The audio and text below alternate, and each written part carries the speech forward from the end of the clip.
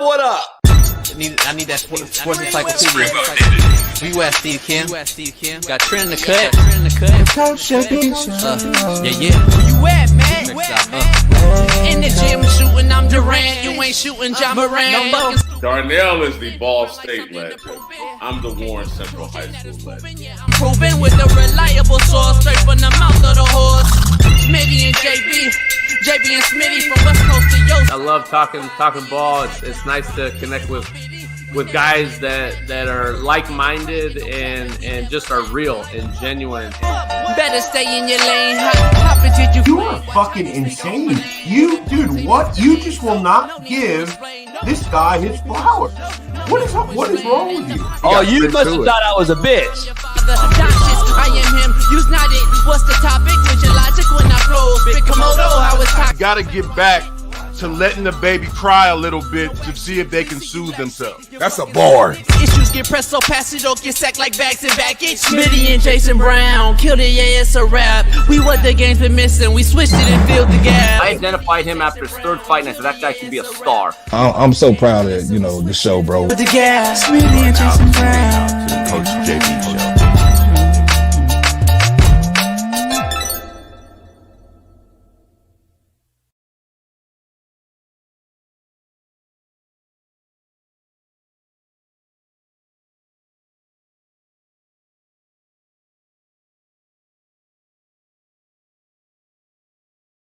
What up? We are in the building. It is Talk That Talk Tuesday, Doc Talk Tuesday, T-Rich Tuesday, Bama Legend, and Korean Coattail Tuesday. Steve Kim joins us all on the loaded lineup on this Talk That Talk Tuesday, because talk and I will talk back. We are live on X. We are live on YouTube. We are live on TikTok, and it's all powered to you by BetUS. Head on over to BetUS today. Use my promo code CoachJB and tell them I sent you. Get 150% bonus on your first deposit up to $2,000. So make sure you head on over there today.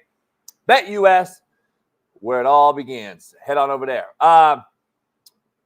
We're doing it from the lounge today because I got some backyard renovations going on. So I got some people coming over. So I got to stay at the house right now. And I didn't get back last night until late from the yacht. Screaming Yacht Club. I had to go to the yacht. I had to go meet a mechanic, get some things worked on my bilge pump and my batteries and my port engine and, a lot of drama, man. Break out another 1,000 is what BOAT stands for. So we'll see. You got to come up with a yacht acronym, though. What I'm going to ask you, my yacht acronym. I'll come up with that. But it is a yacht, Ramon. God damn, it's literally a certified yacht. I'll send you the badge for it, okay? It's okay. You don't have to agree, but it is a yacht. It's my yacht. Where's your yacht? I just think it's really funny, man. It's actually embarrassing that you're at your mom's house and I'm on the yacht with an AE. Go. But anyway, let's dive into this show, man. We got a lot going on. And it's going to be a loaded lineup, man. So pound that like, subscribe, become a member. We got a lot to discuss, lot to break down. But this is the thumbnail, as you see. Could this be Patrick Mahomes' most impressive season ever? I say impressive because they're 7-0. He has led them to a record contrary to belief. He has led them to this record of 7-0. Regardless of what they say about the defense and Spagnuolo, how great they are, they could have won probably 2 of the 3 Super Bowls themselves because we know Patrick Mahomes was really mediocre in those Super Bowls. We can say Andy Reid is the sole reason, but everyone will say, well, he never won a Super Bowl before Patrick Mahomes, even though he was in the NFC East when it was much harder than the AFC West currently is. But what do I know? He had an old T.O., old Freddie Mitchell, old Michael Vick. He got Michael Vick a $100 million contract, but it doesn't matter, right? He didn't win a Super Bowl. He is 7-0, Patrick Mahomes is, without Rashee Rice, without Hollywood Brown, and without Pacheco. All key factors on offense. Yet they continue to win every game. I say this because he is having his worst season statistically of his career. 8 touchdowns, 9 interceptions. Hardly an MVP candidate season. It's not even a good NFL season, yet an MVP type of season, but yet Andy Reid gives him the ball in crunch time, which is the fourth quarter, usually trailing or within a 7-point game. And he continues to win when it counts most. He is a 3-time Super Bowl champion for a reason. And my question to you fans out there, is this the most impressive season of his career? I say impressive, unlike Alex Smith, who said this is his best season ever. And we'll dive into that later. Alex needs to be looked at and taken off TV for what he said about this Mahomes take. But he actually said Mahomes' best season ever. Listen, to Alex's point, though, this has been an impressive season to say the least. He literally has Travis Kelce, a new Kareem Hunt, who's washed, and an Xavier Worthy, who has really, let's be honest, been noticeable in 2 games, tops. Let's just be real. They traded for DeAndre Hopkins week 8, plug and play him. They go beat the Raiders, who was the last team, contrary to belief, that beat the Chiefs. So I ask again, could this be his most impressive season ever? His best season? No, absolutely not. But his most impressive? Yes, I'm leaning that way. But what do I know? Let's dive into it. Russell Wilson, again, but what do I know? Leads the Steelers against the Giants on Monday Night Football. Pretty impressive, 287 yards, gets the win. The offense looks very, very good versus what they used to look like. And I still like Justin Fields, but this offense is an NFL offense now with a big-time NFL quarterback. Once was a big-time NFL quarterback. And, again, proved last year top 10 quarterback in the NFL on a bad Broncos team. But what do I know when I said put his ass in 3 weeks ago? Dodgers go up 3-0 in the World Series. It's over. It's a wrap. I told you it's a sweep. Nobody believed me. Sean King, where you at? I told you Freddie Freeman will be the MVP. Where you at? But guess what? What do I know? The Dodgers will bring home the World Series back to L.A. And then you can't bitch and moan about a COVID championship and blah, blah, blah, and them getting cheated out at Houston and all that old shit. The Dodgers will win it this year. Seattle product and Orlando Magic star Paolo Banchero scored 50 points last night, 37 in the first half versus the Pacers. And Dr. Jesse Morse will join us to give his NFL injury updates from Week 8. Plus, T. Rich, Alabama legend, joins the show to break down Alabama's shutout victory over Mizzou, plus the SEC. And then Steve Kim, the Korean Cosell, joins us to break down Miami's victory versus Florida State, plus all things ACC. A little bit of boxing. Mike Tyson's getting ready. It's a fully sanctioned boxing bout. We're going to ask Steve Kim about that. But before we begin, my co-host, Naptown legend, Far East Sider 317, LeBron Hairline Having, Lamar Jackson Lovin', Caitlin Clark Jockett, and Indianapolis Colts defending Fox Sports' very own Big Smitty. Now that's how you introduce Big Smitty. From here on out, that's how you introduce Big Smitty. It's Tuesday. We here. I'm locked in. Bittersweet. What happened? Bittersweet, man. I miss IR5 on your intro. Well, man, listen. Things change, times change, and this is where we're at right now, JB. Maybe down the road, AR5 will mature on and off the field. Can't go back. We don't. Well, this is where we at then. This is where we at. Hey, we took the rearview mirrors out the car. We don't look backward, dog. Huh? Well, listen, man, I will never be upset about being called the Indianapolis Colts defending. That will always be there, regardless who's the quarterback, who's the receiver, because I'm a real deal Colts fan, and I'm excited to be here. We got Mark Wright out in the chat. We got Jazzy Jazz in the chat. We got Finney Baller in the chat, Matthew Morrison, and Jay Ram. If you rock with Smitty and you team Smitty, I need to see a Smitty in the chat right now. The more Smitties, the more energy you going to get. JB, how you feeling right now? Don't lie. There's only one Smitty guy in there. Let me see you. I see a couple Smitties in there. It's just it's what's his name, Keith. JM Grind, Ill Build, T.Y. Hilton is in the show. Shout out to the coach, T.Y. Hilton. It's just Keith. My cousin. JB, I gotta call you out though real quick. You started this show complaining about taking care of your yacht.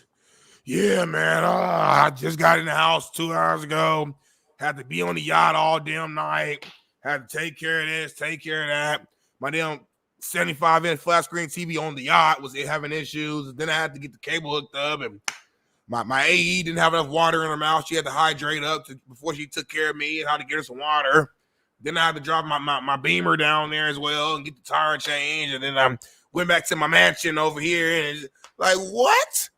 It's real people out here struggling from the hood for real, like myself, really in the hood, in the trenches, gunshots at night, gah, gah, gah, sirens, and you complain about a damn yacht in a mansion in a 2025 car. You got 3 cars, homie. You got 3 cars, homie. Come on, Chad, am I tripping? I'm about to get old school. Homie. You damn near won 200 racks the other day. Huh. You know what I mean? Like, I'll give you like $100 too, man. Hey, that would have changed my life. I was gonna give you $100 for that Colorado bet. I can make $100 stretch. I'm from the hood. I can flip that, turn that to Mo, turn Mo into Fo. You know what? You know what's funny? I spend money crazy. I have an addiction. Mm-hmm. I truly believe I have a problem. I love that. That's my problem. Like spending money is a problem. Is really a problem. Like I don't save because I want to die with my ass up and my face down, so you can kiss my ass. But I want to die with $0 in my pocket, in my bank. I don't want nobody to have shit. I don't want to give it to nobody. That's not true. Let me step back. I give it to a homie, friend, or true friend. But see, I got to live life all the way through to find out who that true friend is. Because, I've been backstabbed a few times, and I turn around, see who's holding the knife, and I'm like, hold up. Is that Smitty holding the knife? Is that holding the knife? Is that so? So, like, I got to see who's, holding that, that loyalty. And I know the dog, the dog. I might fuck around and leave all the money or whatever I have to Ash. Fuck around and keep fucking with me, people. So anyway, but we do have visual of what I was alluding to about you complaining. Can you show the video real quick, Bailey? What up? Man, you can't beat this Monday Fun Day. Got the football game on one screen. I got the baseball game. The Doyers already up. This goes 3-0. Like I said, I told you the Dodgers in 4. This is a wrap. Freeman's MVP. Who predicted that? Oh, me. But anyway, what do I know? Daniel Jones tonight gonna win. They're gonna beat the Steelers. And the Dodgers, the Doyers, up 2-0. And we're on the beach chilling. You can't beat it with a stick. Look at that. Look at that view. Look at the sunset. Smack your mama. A stick, some yacht club. This man complaining. So hold on, y'all. Y'all go back to the beginning of the show. This man said, I'm sorry. He had to do all this and that. You see that video? He has an AE holding the phone. I don't know who that is. He had an AE holding the phone. I'm a homeboy. I can tell, but nope, I saw the hand. That's an AE hand. He got the beautiful sunset in the background with the palm trees going on. Flat screen TV, cigar, liquor, chips, chasers, snacks in the beautiful LA water. And he's over here complaining about taking care of Michelle on his yacht. I don't want to hear it, JB. You've changed. I'm gonna be honest. That video, I didn't watch. I don't watch videos back. That video looked clowning. I'm not bad, y'all. That video looks stupid. Like you got Eddie Manyweather struggling to pay his rent this week. He got till Thursday to get $1,000, and you over here on the yacht. I've been there. You've been there. Now, it's been a long time since you've been there. Oh, I've been there. And I don't feel one bit this much sorry for a motherfucker either. I've been there, though. Hey, keep your head up, Eddie. Keep grinding. It'll work out if you make it work out, I guess. If you don't, it's on you. But anyway, by the way, yeah, it is a yacht. Smitty, will you tell him that you've read the certification on the yacht and it says it's a yacht certified? A yacht is by feet. And there's a foot, the perimeter that sets the yacht. We've already talked about this. Yeah. It's a 35-foot boat, which is considered a yacht. So I just don't know if you figure that out. Gorgon, yes, there's liquor on the boat. You gonna snitch on me, motherfucker? Yeah, I got all kind of shit. Yak, beer, fucking vodka, tequila. Yeah, I do. Now call the authorities. Fucking. Let's get into the next thing, man, because I'm tired of these fucking idiots. The yacht on the boat got liquor? Yeah, motherfucker. And pussy. Pussy and liquor. You know it goes together? You heard of it? Motherfucking snitch. You know what we used to do to snitches in fucking the pen, homie? What? Motherfucker just... I mean, you never heard? Right. Homie, that's what the homie does. Hey, you know, it sounds like the motherfucker that works at PETA or whatever, the fucking dog, the motherfucker, the Census Bureau, the Census Bureau, the cats in the hood that report the borough. Census Bureau. If you ever watch The Wash, you'll know what I'm talking about. The Bureau. Foe. No, Gorgon, I didn't snitch on myself. You brought it up and acted like making it a big deal. Oh, puss ass. No one even said nothing going on. We was just chilling, going with the flow, having a good time, and then you just brought it. You got liquor on your belt. Is it a gun on there too? That's a Kamala fucking Harris response, homie. That's really what it is. A made-up human response. You got beer in the boat. I'm gonna tear your Trump sign down. You got beer in the boat. You put it live on the show, JB. You're a bad person. You're a bitch. Take your fucking cerebral palsy bitch ass up out of here, motherfucker. Wobble your motherfucking ass up out of here, homie. Get your bitch ass out of here. Oh, sorry ass soft pussy. Call the fucking Canadian police on me, motherfucker. Get your bitch ass out of here. I hate snitches. Ban his bitch ass. Anyway, I can't stand a fucking soft pussy complaining fucking cunt. I really can't. God damn, homie, I can't stand them motherfuckers. You all right? I didn't call no female that. I just called him. Hey, y'all, this segment is brought to you by Designy. Man, get your water, hydrate up, drink up, do your thing. What we got next, though, man? I think it's time for my favorite segment, the all-time best segment, Quote of the Day, brought to you by BetUS.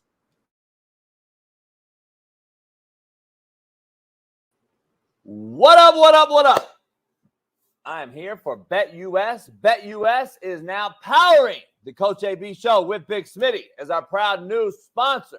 Head on over to BetUS today and bet all things Major League Baseball. We're in the thick of the playoffs. NBA is getting ready to start up, and the NFL is right dab in the middle of the season. You can bet it all on BetUS. Short, fast, skinny, tall, they bet it all. And make sure you use my promo code CoachJB and get you 150% off, up to $2,000 on your first bet and up to 125% off on your second and third bet if you choose to do so. Plus, you get insurance protection and gambler's protection on both second and third bets. So make sure you head on over to BetUS.com, use my promo code CoachJB, and make it happen. BetUS, the best offshore book in the business. Head on over there today. Is that proud new sponsor of the Coach AB Show with Big Smitty. BetUS. Go check it out. Peace. Damn, they got me on TikTok. First time in months. TikTok's been smooth. TikTok been rolling in. First time they got me. They banned me. I'm not surprised at all. I know. Based upon some of the comments that were said about 20 seconds ago. But we hear, though. It's time for the quote today. The world wants to hear it. JD want to hear it. Gorhan want to hear it. Jesse, you want to hear it. And Sanchez want to hear it. So let's do it. God, I hate bitch made motherfucker, man. Where we at? Quote of the day. Brought to you by Gorgon. Oh, my damn. Quote of the day, man. Head on over to BetUS today. And we already said it. You already know. 150% out bonus. Let's get it on. Smitty, we must take the next step, or you will just continue to step in the same direction for the rest of your life. When you walk, you can't just step underneath yourself. A lot of times, like as a D lineman, you got to take a big first. You got to get that first step going. You got to get out your stance. You don't want to step underneath yourself because you'll be in the same place. It's like walking on a treadmill. You might be sweating. You might feel like you're working, but you ain't really going nowhere. We're trying to move forward. I like that right there. Top 27. What, JB? What, homie? What's funny now, homie? Cats be like really on the quotes now. Like cats be like, good one, or this guy like this cat said shit quote. Is that Mr. Rogers? It might be Gorion. That's Mr. Rogers, I think. He got the sweater on with the collar. Look, they said you said bad explanation of the quote. They hate the quote and they hate the explanation. The whole thing, just throw it in the trash. We must take the next step, or you will continue to step in the same direction for the rest of your life. That's how Just keep moving forward, y'all. Just keep moving forward. No matter what you're doing in life, continue to move forward, one step at a time. Was that better, y'all? Was that a little better? What's his name? Cole or Cohale? Cole Vaden? Tell your mama to spell your name better. Soft as hell.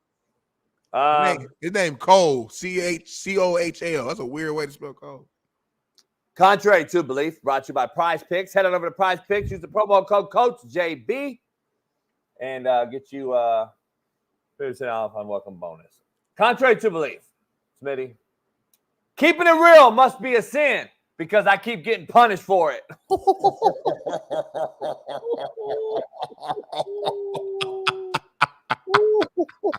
Alert. Top 3 alert. Contrary to belief, top 3 alert. That's hard. And you know why I like that? Because I know you made it up. You didn't Google that real quick being lazy. You didn't get that from the homie. That's a JB original right there. Come on now. You just got punished on TikTok for keeping it real. It just happened. It just did. Just did happen. It just happened. Real shit. I don't get it. Poll question. Let's dive into it. The thumbnail tells you it all. And I got a video that I want to dive into when we discuss. But is Patrick Mahomes most impressive? This is Patrick Mahomes' most impressive season ever. Is it or is it not, Smitty? No, sir. No, sir. It's not his most impressive season. I do understand why people are saying it. Obviously, he's never started off a season in the NFL 7-0. So, listen, that is impressive. I'm not saying it's not impressive. But to me, man, I have to go back to some of his previous years. I'm looking up at some of his numbers, and not just numbers, but just what happened in that season. Now, granted, this season is still going on, so that's why it's hard to even, fully say, will this end up will this become his most impressive season? Maybe so. It depends how you look at it. Me, I look at the full package. I look at how you perform. I look at how much you're winning, and I look at the situation and who you have. And, one season I go back to look at as the most impressive to me is the 2022 season. So they ended up winning the Super Bowl. Obviously, Super Bowl was in 2023, but the regular season was 2022. He threw for 41 touchdowns, 12 picks, no Tyreek Hill there. Obviously, he had prime Travis Kelce. You could argue that, but didn't really have no, wide receiver one outside of Tyreek. And he wasn't there. So I just look at the numbers, the stats, what went on, what transpired, and the fact that they ended up winning the Super Bowl. To me, that would be the most impressive season when I look at his career so far. But hey, the fact of the matter is, right now, what they're doing is pretty dope. I don't think he's playing that great. I've said it multiple times. This last game was a little better, but overall, I don't think he's playing that great. But they're finding ways to win games. JB talked about it in his intro to the show. In the biggest moments, when you need a play, Andy Reid puts the ball in his quarterback's hands, and he just finds a way. It's like the Chiefs they might be losing all game, or they may be up by a few points, but they just keep themselves close no matter what throughout the entirety of the game. And they trust that their quarterback, Patrick Mahomes, will show up in the moments more so than your quarterback on the opposition, no matter who it is, no matter if it's Lamar Jackson, Josh Allen, Joe Burrow, Justin Herbert, Russell Wilson, Aaron Rodgers, you name it, Patrick Mahomes is more clutch than these other quarterbacks in the league. And Andy Reid knows that. Is he, though? Is he, though? Break it down. Show me. Show me he's not. Is he more clutch, though? There's a little video that a lot of other players seem to be a little mad about. And they think it's a little unfair about Patrick Mahomes. They think he gets a little bit of special treatment. And There's a video out there, Smitty. I wanted to debate with you regarding does he get the same treatment as other players in the NFL that do the same exact thing? And let's see if Bailey has it. Let's see what I'm talking about, Bailey, Smitty, and talk about it. Gesture from Patrick Mahomes didn't land him in hot water or get him fined by the NFL, but New York Giants wide receiver Darius Slayton was slapped with a $14,000 fine for doing the exact same thing. Darius Slayton isn't pleased with the NFL's inconsistency when it comes to dishing out fines. After being hit with a $14,000 penalty for making a finger gun gesture following a 41-yard catch during the Giants' win over the Seattle Seahawks, Slayton took to social media to air his frustration. He called out the NFL for letting Patrick Mahomes off the hook after the Chiefs QB made a similar gesture without facing any punishment. Slayton's grievance quickly sparked a heated debate about fairness in the league's disciplinary actions. And Slayton isn't the only one upset. Fellow receiver Allen Lazard was fined for the same gesture in a different game. But it seems the rules don't always apply the same way when you're Showtime Mahomes. I mean, that's life. That's life. That's any sport. Michael Jordan wasn't treated the same way as other people. Tom Brady, my coworker, wasn't treated the same way as other people. Patrick Mahomes not going to be treated the same as other people. When you're an all-time great and you're the best in the league, you're not treated the same. Nevertheless, that has nothing to do with me saying he's a clutch player. He is clutch. You basically admitted it without saying it. At the end of the day, in the biggest moments, they make the biggest plays. Now, it's not just Mahomes. It's Andy Reid's play calling. It's the team. The organization currently, the Chiefs organization, have a winning culture about them. They have the it factor. It's like you can't see it. You can't explain it. It's like faith. It's like having faith in God and the Lord.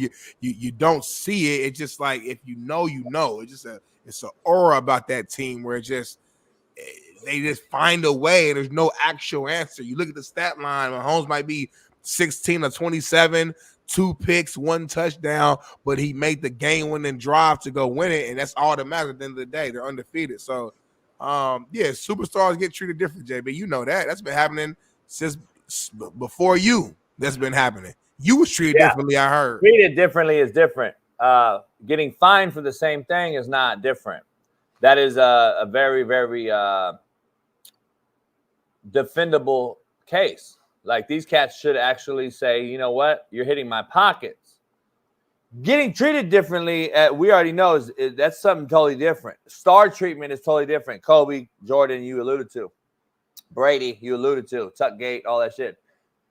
But being fined for doing the exact same thing or less is not the same thing as being treated differently. There's a difference. If you hit my pockets, homie, there's a difference when I see this guy do the same thing and I do it even less. This guy was on a knee down like this, and he got fined $14,000.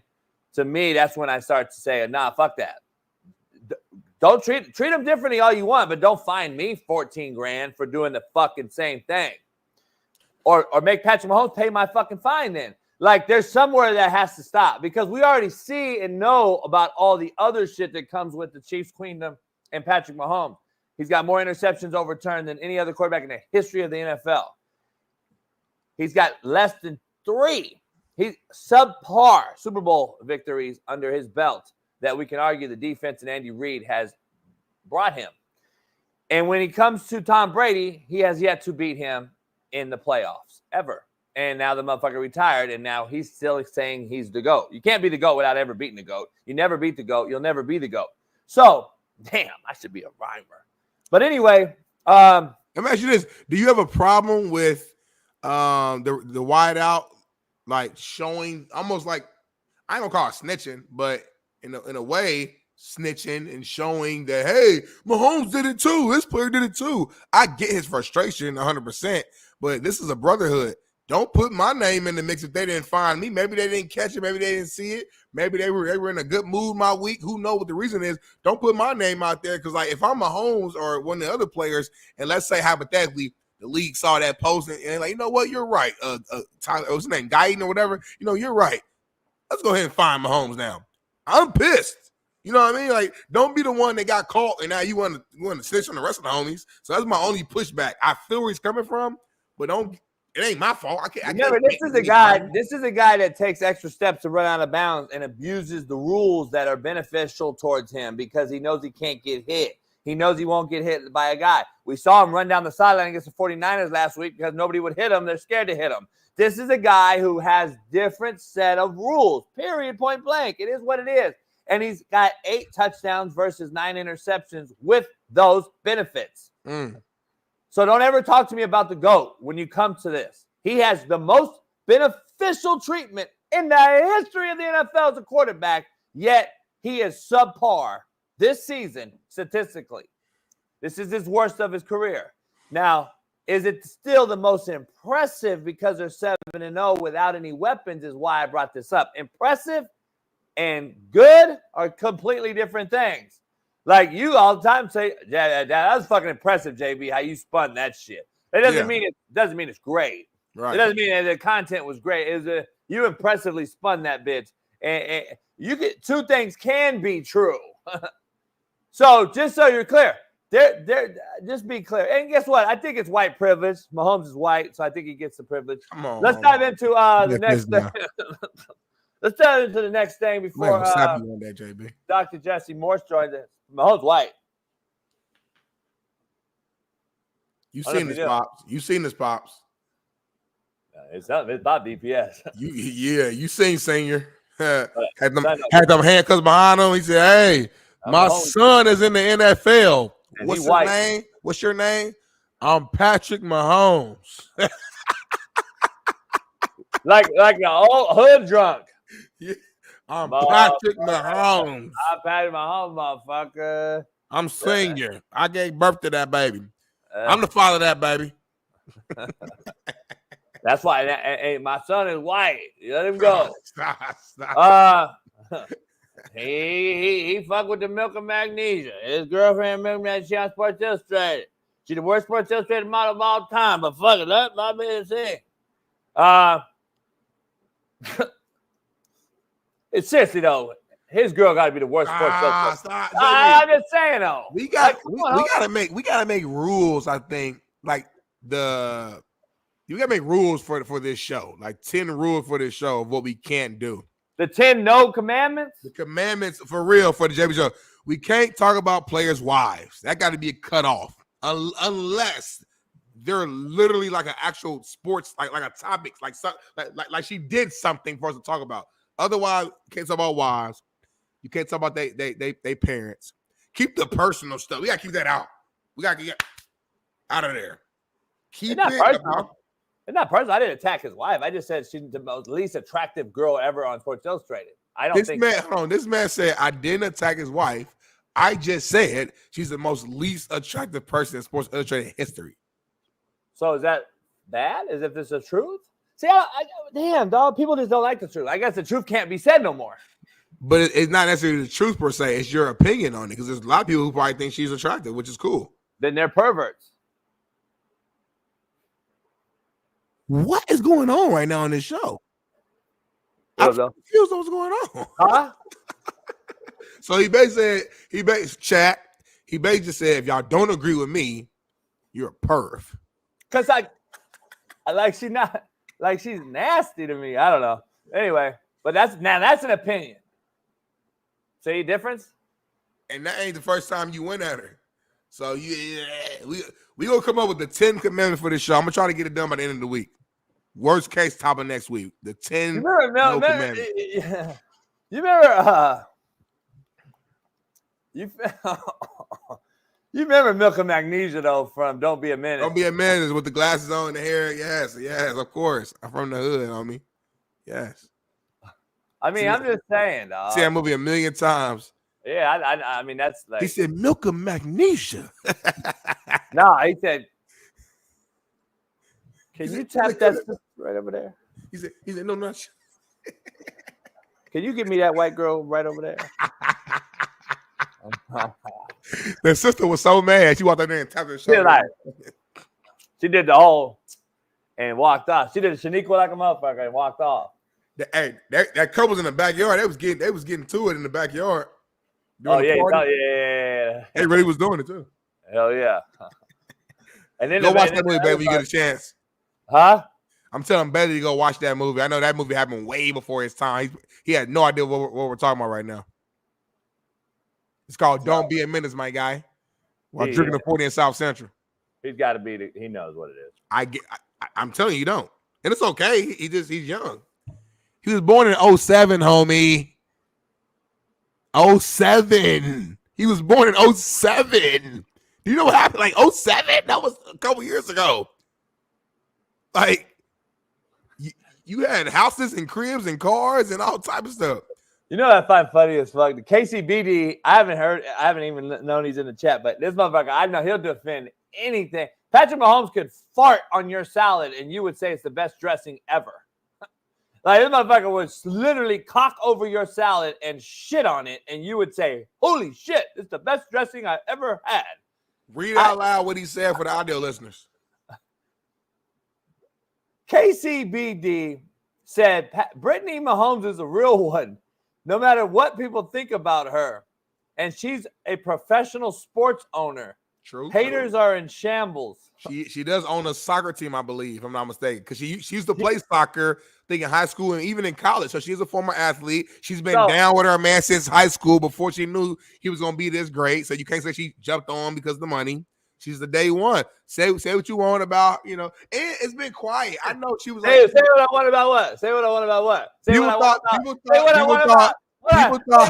Say what I want to talk about when I was on my yacht out on the water, and now I'm the bad guy. But this bitch, this lady inherits a fucking $1 billion and buys a pro team, and now she's the fucking one. She grinded and got it. Shut the fuck up with this milk and magnesia shit. KCBD, shut up. I'll block your ass too. You sound like a hater. Somebody inherited. She was there from the day one. She didn't know he was going to be a bit. No one knew Mahomes was going to be Mahomes. She looks like a goddamn upside down Coke bottle without titties. That's somebody's wife, homie. What are you doing right now? Without titties, though. I hope Mahomes I hope he hears this, and I hope he sees you in public. I hope he sees you, and I hope he press you. Because I don't say what you want about. You can call people soft.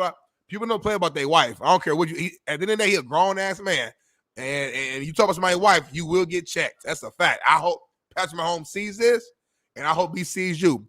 JB, facts are facts, not opinion. You 50 years old right now, homie. I know you think you that same 17-year-old gangster that's walking around loose. I see you move around, JB. You slow. Your back's messed up. You can't move around. Your feet are sluggish. You're out of shape. You got a gut. Patrick Mahomes is an NFL quarterback, homie. He will give you that work. Yeah, I bet his salary versus mine that he would never even dare even walk near me. That's the crazy part about it. He's 6'5", homie, 245. Not 6'5", and he's sloppy like me. Nah, he ain't that. No, he's not. He ain't that sloppy. He has the same dad body I got. But he's loose and his joints are loose. He ain't got no back injury. He's healthy. He's in his prime. You passed your prom, which is okay, JB. Look, if you put the deal down and like it was a boxing, you know how they go reach 84 inches. We both got the same reach. You know what I'm saying? Yeah. The only thing that would match up is at the end it would say white versus white or ethnicity. So like that's only two things that would be on the thing. That's on the thing. Where they from? Come down to white. That's only two things that would marry up. Everything else, I got them on reach. I got them on strength, cock strong. I got them on not height, not strength, not speed, not speed. Mindset, just fucking I'm nasty. He got 3 Super Bowls, homie. He a dog. He don't want to be in that dark alley with me. Guarantee you that motherfucker ain't coming out. I guarantee there's 2 people going in the alley. 1 person coming out.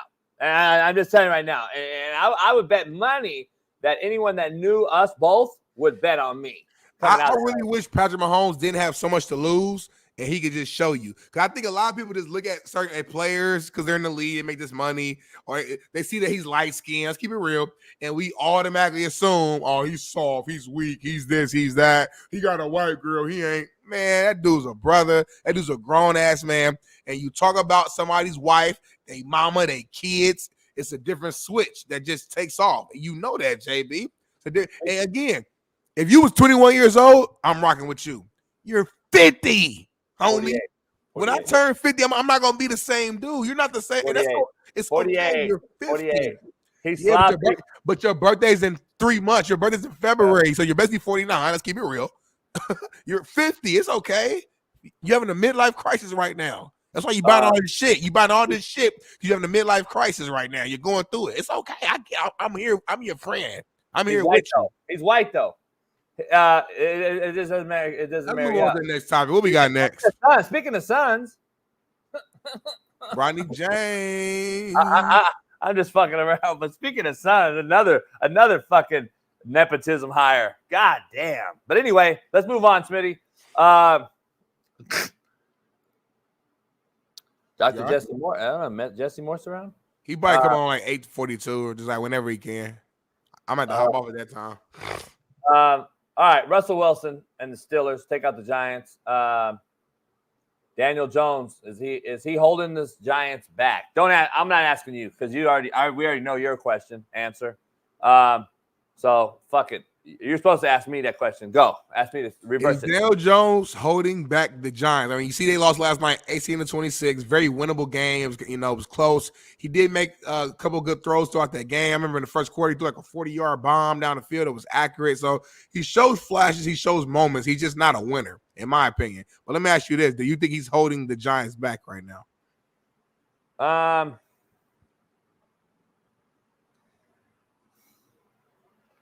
Listen. Time out. Anytime you ask somebody a question, I've already like they start off by saying, "Listen." But I've already ate crow, right? I've already had baby Jesus prayer. I've already done all this for Danny Jones, so I don't have to repeat and delete all this shit. I want to give you guys real takes on this because let's just plug and play any quarterback in New York, okay? If y'all are so high on Mahomes, and I've talked about plugging him and playing him anywhere, then you guys already know. Is Mahomes going to do anything special in New York right now with this roster? They have no O-line. They have zero wideout play. Slayton and fucking Neighbors, who's been hurt on and off, finally has a wide. They finally get a guy who's been hurt half the season, but finally, and he's a rookie at that. And now he still has the worst O-line in football. They got no run game. They got rid of fucking Saquon. It is what it is, dog. The team's bad. Like, the team is a bad football team. I'm going to be honest. They're wasting a defense. And if you want to say Daniel Jones is wasting it, go ahead. I don't have no issue. But let's just say we all know that it's not just quarterbacks. Because if there is, then you all should just shit on Bryce Young, shit on the Mormon MILF Hunter, shit on Justin Fields, shit on all these guys. Get them all out of the league. Get them all out of the league because they all fall into the same category. Zero O-line, zero wideouts, zero culture, zero fucking multiple OCs. Y'all shit on Sam Darnold, homie, for fucking 6 years. I've been telling y'all he needs some culture and a fucking change of scenery with some sort of semblance of a real structured program. What do I know? He's having an MVP type of season. He actually is in the mix of a good program, and roster around him changes, doesn't it? We see this every year, and what we would know, what we could have seen, Smitty, we can say that about how many quarterbacks. We don't know how good any of these guys could have been that are bust in the NFL and history of football. And we don't know how good people have been and how they would have been if Eli Manning would have went to the Chargers and Phillip Rivers would have went to the Giants. We don't know how any of those things would have been. But guess what? It is what it is. All you can do is judge what we see. And Daniel Jones looks bad. The team is horrible on offense. It's one of the worst offenses. Them and the Jets. How does New York have the two worst offenses in the NFL? Blows my mind. New York had a tough day last night. The Yankees lost, the Knicks lost, and then the Giants lost all on the same day. The trifecta. Yeah. I think the Giants are like the second or third worst sack team in the NFL. The last thing I seen, they were first for a while. I think Cleveland's up there with them. And then you bring in Jameis Winston. He goes and throws for the first 300-yard game in 19 weeks for Cleveland. Crazy how that works when rosters actually love the quarterback in the helm and not fucking despise them. It's crazy how things work. The energy changes. JB, you told me that the best offensive lineman is the quarterback, though. So you keep playing with the line, then tell them get that ball out then. How about that? But who do you get it out to? You never had a good O-line. You told me that, JB. Never in your career. You get that ball out, though. I had 4 wideouts. Who does he have? Slayton is a good ass wideout, and He's Neighbors, He's okay. Neighbors is good. He's okay. He got average. 2 guys, bro. Slayton's average. Because Lamar Jackson didn't get none of his love when he didn't have no weapons. You got to figure it out. He always had weapons. He just keep it consistent, homie. Yeah. Keep it consistent, homie. Lamar couldn't get nobody the ball. No, That's why they laughed. Stop it. That's why they laughed. Stop it. That's why they laughed. You've seen IR5 waste wideouts. Who does Lamar have right now that's a bona fide number 1? You always ask me, you always walk me through this challenge, and we do this. If you take this receiver and walked around and went to other teams, who will he start over? We do that every time. So don't give me that, bro. Nate Flowers starts. It's not Lamar Jackson conversation. I'm just bringing it up because your mind, your talks, your words shift from quarterback to quarterback. When you love a quarterback, you give him so many passes and so many. How good Baltimore tight end? You don't like quarterback. How good Baltimore tight end? How good Baltimore's tight end in run game? Mark Andrews just got healthy. How good has Baltimore's run game and tight end been? Daniel Jones, up to this year, has had a great running game, homie. He just lost Saquon. Hold on, though. How good has the Ravens' O-line, run game, and tight end been since Lamar's been in the league? How good? Oh, the best? Okay. He made the tight end that good because he gives him a damn ball. He had Darren Waller. Anyway, this ain't Lamar Jackson. Daniel Jones had Darren Waller, homie. Lamar Jackson tomorrow. I know. We're done with that. Daniel Jones had Darren Waller. Right now, it's Russell Wilson. Are you kidding me? A dude that's strung out that can't even fucking get to practice. Strung out. He's not on drugs. Don't say it. He's been clean for 5 years. He was the Raiders tight end. That wasn't the Raiders tight end for that 1 year. Quarterback makes the tight end. Stop. Waller wanted to be a rapper and fuck with the basketball player during the Giants. He was cooked. Even after the show he did with you, he was cooked. We saw it in his eyes. I saw it on your eye. When you asked him questions, I saw that motherfucker ask his eyes. You didn't even watch the interview. Stop lying. But listen, Russell Wilson got the win, 287 yards, looked good. He threw a dime piece to Pickens. Ironically, it's funny because how that foot just couldn't get down. It's crazy on that touchdown that was called back. His one foot hit twice, Smitty, but the other foot never hit. Like, it's crazy how that was. Great catch by the shitbird, but shitbirds are the best players. And Pickens has become what, Smitty? What did I say he would become under Russell Wilson at quarterback? Quiet. Get the ball fed to him more. He would not be a shitbird no more because when you get shitbirds the ball, they become part of the team. Because he's not one. Like we always call wideouts that, and I've been victim to that as well. Diva. We thought these different terms. No, they just want the damn ball. Like they play a dependent position. I know I'm a huge asset to this team. I'm one of the better players on this team. I can help this team win, but I need you as a QB to give me the ball. I'm out here to play the game. If I'm not getting the ball, I'm gonna be pissed. Like imagine. I mean, you play quarterback, so you touch the ball every single play. But imagine if coach, I don't know, half the plays was moving you out. Like y'all went to Wildcat, half the offense. You'd be like, damn, coach, let me do my thing. So I understand. The more I think about it, a receiver wants the ball. At the end of the day, and it's not like running back. It's not like, Have you heard Cam Newton? Have you heard Cam Newton's take on guys demanding the ball? No, I have not. We got to find it, Bailey, if you can. He just has a viral video going around. He's talking about if wideouts used to ask for the ball publicly versus privately, and he had a take. We'll try to find it and get back. So we'll circle back to it, but very similar to what I used to tell him. Don't say nothing in public, motherfucker, because I'll never throw you the ball again, ever. I'll never throw you the ball again. I mean, I'm just saying, go ahead and bite the hand that feeds you. That's what they don't get. Bite the hand that feeds you. Were they questioning Tom Brady?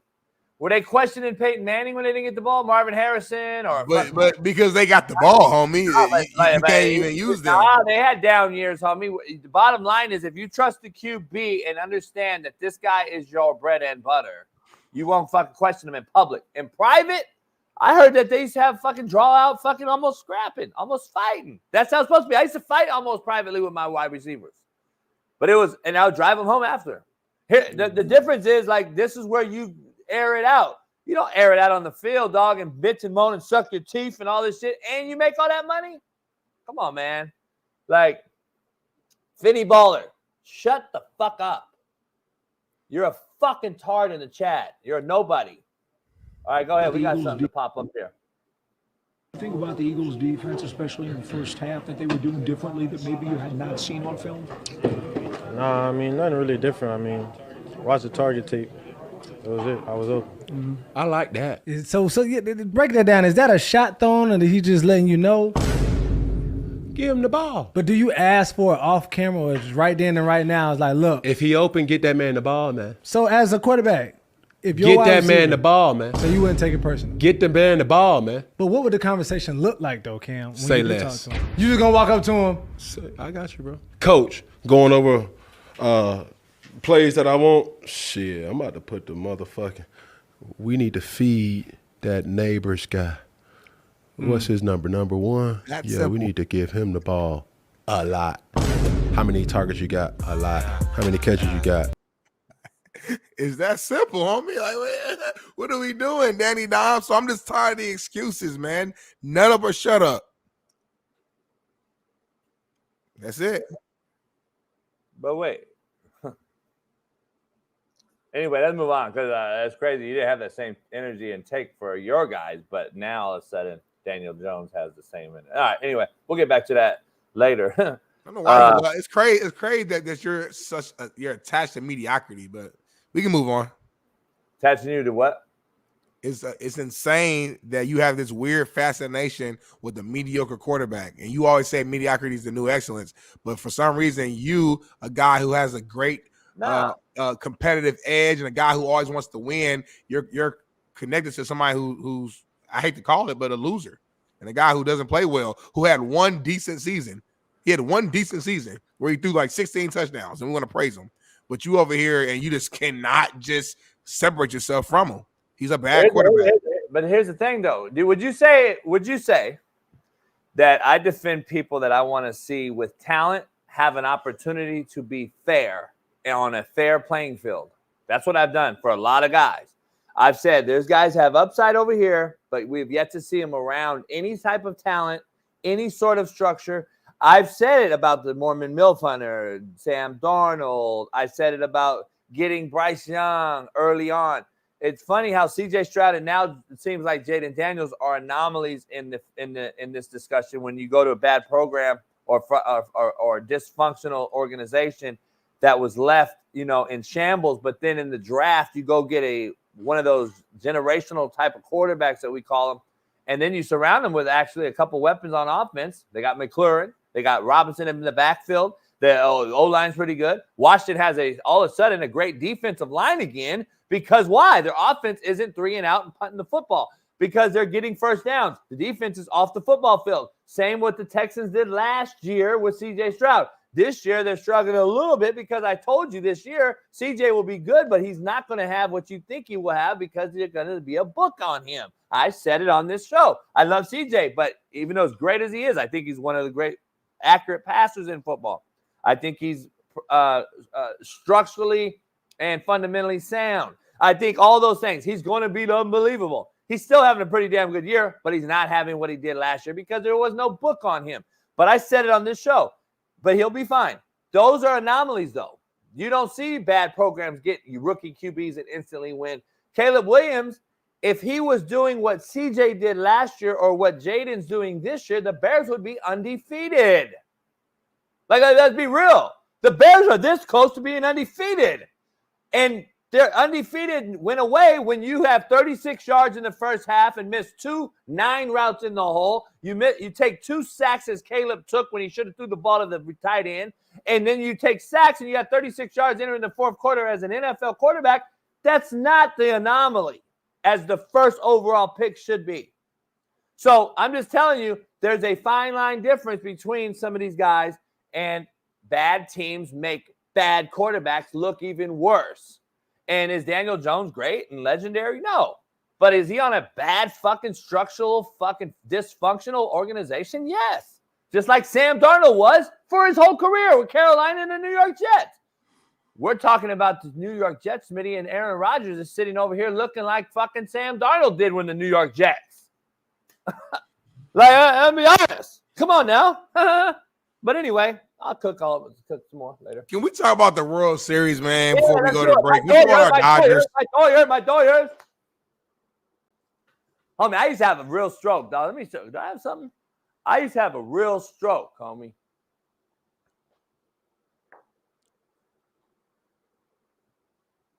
Damn. You didn't prepare. You didn't prepare yesterday for tomorrow. There you go. There you go. That right elbow. I used to have like a Franklin Stubbs. Franklin Stubbs was a lefty though. Franklin Stubbs was one of the most natural hitters for the Dodgers back in the day. If anyone knows who Franklin Stubbs is, go check him out.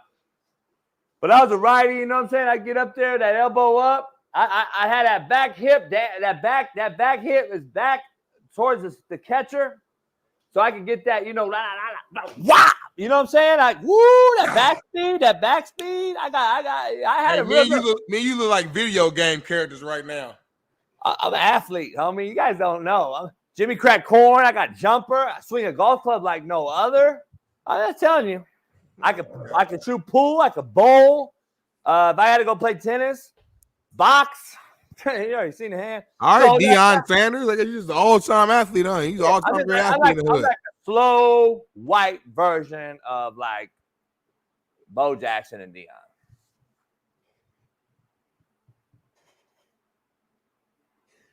This man said, I'm like a less athletic, slower, bigger, not as quick, not as explosive version of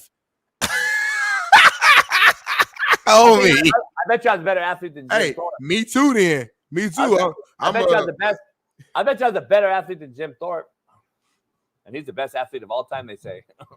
That motherfucker played it. 19. But what's your reaction, though, about your Dodgers, though, going up 3-0, going out to New York? That's what I said. They're going to sweep. I said it. I said they're going to sweep. I said it. I got it on wax. It's on. I said it was going to be a sweep. What do I know? I said the Yankees do not match up with this Dodger team. Did I not tell Jeff Nadu that on this show? The Dodgers dominated them during the regular season. There's going to be no difference in the World Series. Their pitching and bullpen has shut Aaron Judge and all my California homies down. And the international Tonkañones are killing that ass. And they got him. And this is with a hobbled Ohtani. And Mookie Betts has stepped up. Freeman is the MVP. Let's just keep it real. How impressive has Freddie Freeman been, man? Talk about Freeman for a minute. Freeman's the MVP. It is what it is. The Grand Slam cemented it right out the gate, but then he goes in the next game and hits another one. And then he goes to New York last night and leads off with another one. Like, this guy's about to do some shit we haven't seen since Mr. October. So Freddie Freeman, the only way Freddie Freeman won't break some sort of World Series records is because they're going to sweep him. And he won't play enough games. Freddie Freeman, if this went 7, would fucking break records. He's on a streak like that. He's on an all-time Mr. October run.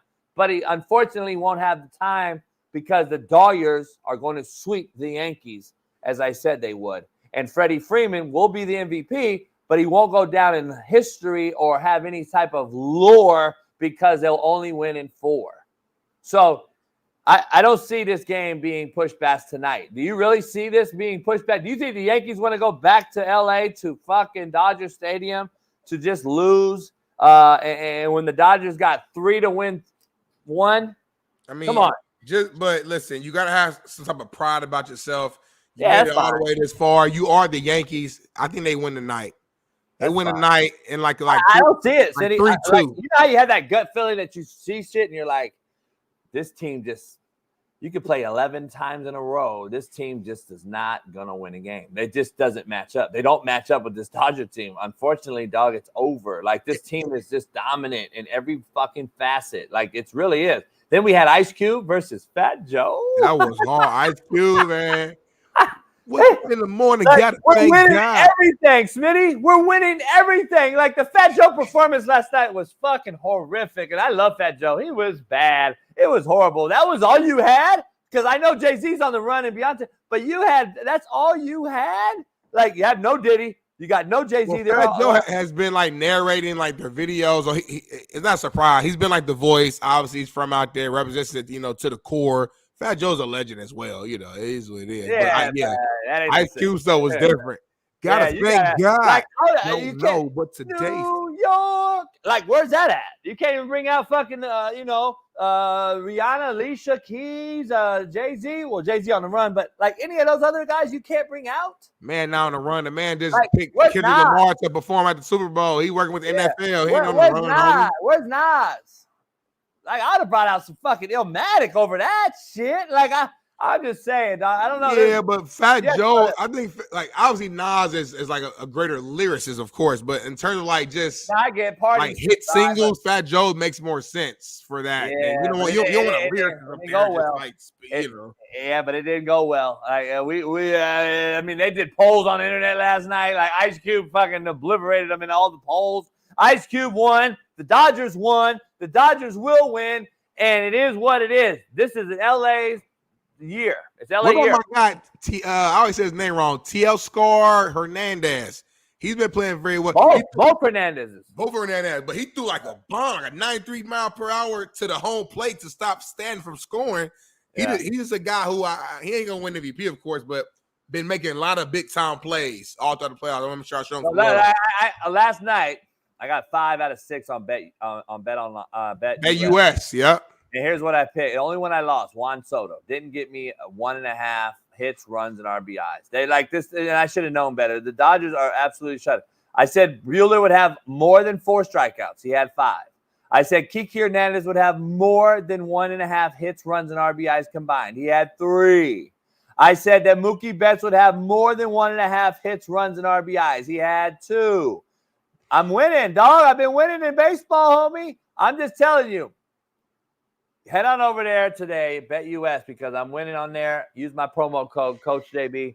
The Doyers are going to sweep it, Smitty, and I'm telling you because this. You don't just get over 3 games getting dominated at the plate, and then all of a sudden just we can see the Yankees come alive one game, but I don't see it. This Dodger bullpen has been nothing short of spectacular throughout the whole World Series since they shut down the Padres and wrap them up and shut them down for 33 straight innings. And then you go into the Mets series, dominate them. Let's be honest. They dominated a team that was best team in baseball since June. The New York Mets were the best team in baseball from June on. The Dodgers absolutely destroy them. Yeah. And then you go into this Yankees series, which I've said, momentum's a bitch. And they're dominating. Don't you want the Dodgers to win at home, though? Like to close it out back in LA? You win when you can, man. Because if we win at home, we'll just have a riot. That's what we do in LA. We riot. Oh, it's gonna be that anyway, homie. I was there last time in 2020. I'm telling you, bro. I was that. I'm gonna try to find a video. For the Kings or Dodgers? No, Dodgers. The Dodgers won in 2020. No, we riot when the white sport, the Kings play and win. We riot for that. So we riot down, bro. We flipped over a bug for when the Kings won. Bro, I'm telling you, all the Figueroa, bro. They were climbing the pole. I ain't seen nothing like it before, and this was pandemic. So I know if Dodgers win tonight or whatever, it's gonna be crazy out here. Listen, we'll take a commercial after this, but let's be honest. This is why Mr. October, there's only very few of them. Reggie Jackson, great Yankee. Derek Jeter, great Yankee. Those 2 guys, Mr. October. You got Pedro Martinez. That when Boston finally got it done, and then obviously you've had some other great Yankees that they call Mr. October. Aaron Judge has been a no-show. He's been an absolute no-show. Soto, as good as he is, there's rumors that the Dodgers are going to actually get him next year, which they probably – I don't know how they're going to afford it, but they'll do it. Yeah, the Dodgers can do it. If they do it, I mean, goddamn, you're talking about a roster. The Dodgers are going to repeat again, and they'll get better pitching in the offseason, I'm sure. They'll repeat again. Go get Juan Soto in L.A. for the Dodgers. And you know how it is. I can't beat them. I'll join them. So Juan Soto will come over here. It's going to be crazy. But Aaron Judge has been an utter disappointment and in the World Series on the biggest stage. Ohtani has still been pretty good. He hasn't been that great either, but he's been hurt. It is what it is. Hopefully he comes back tonight and plays better. Listen, Aaron Judge is the guy we want to see the long ball from in a World Series type of big-time atmosphere. It just hasn't been a no-show. And he's been dominated at the mound, and he can't hit the curveball, and he keeps missing on sliders. Like, this guy is chasing shit in the dirt. To me, Aaron Judge has to be better with the eye because he's 6'8", and how are you chasing curveballs and sliders in the dirt when you're 6'8"?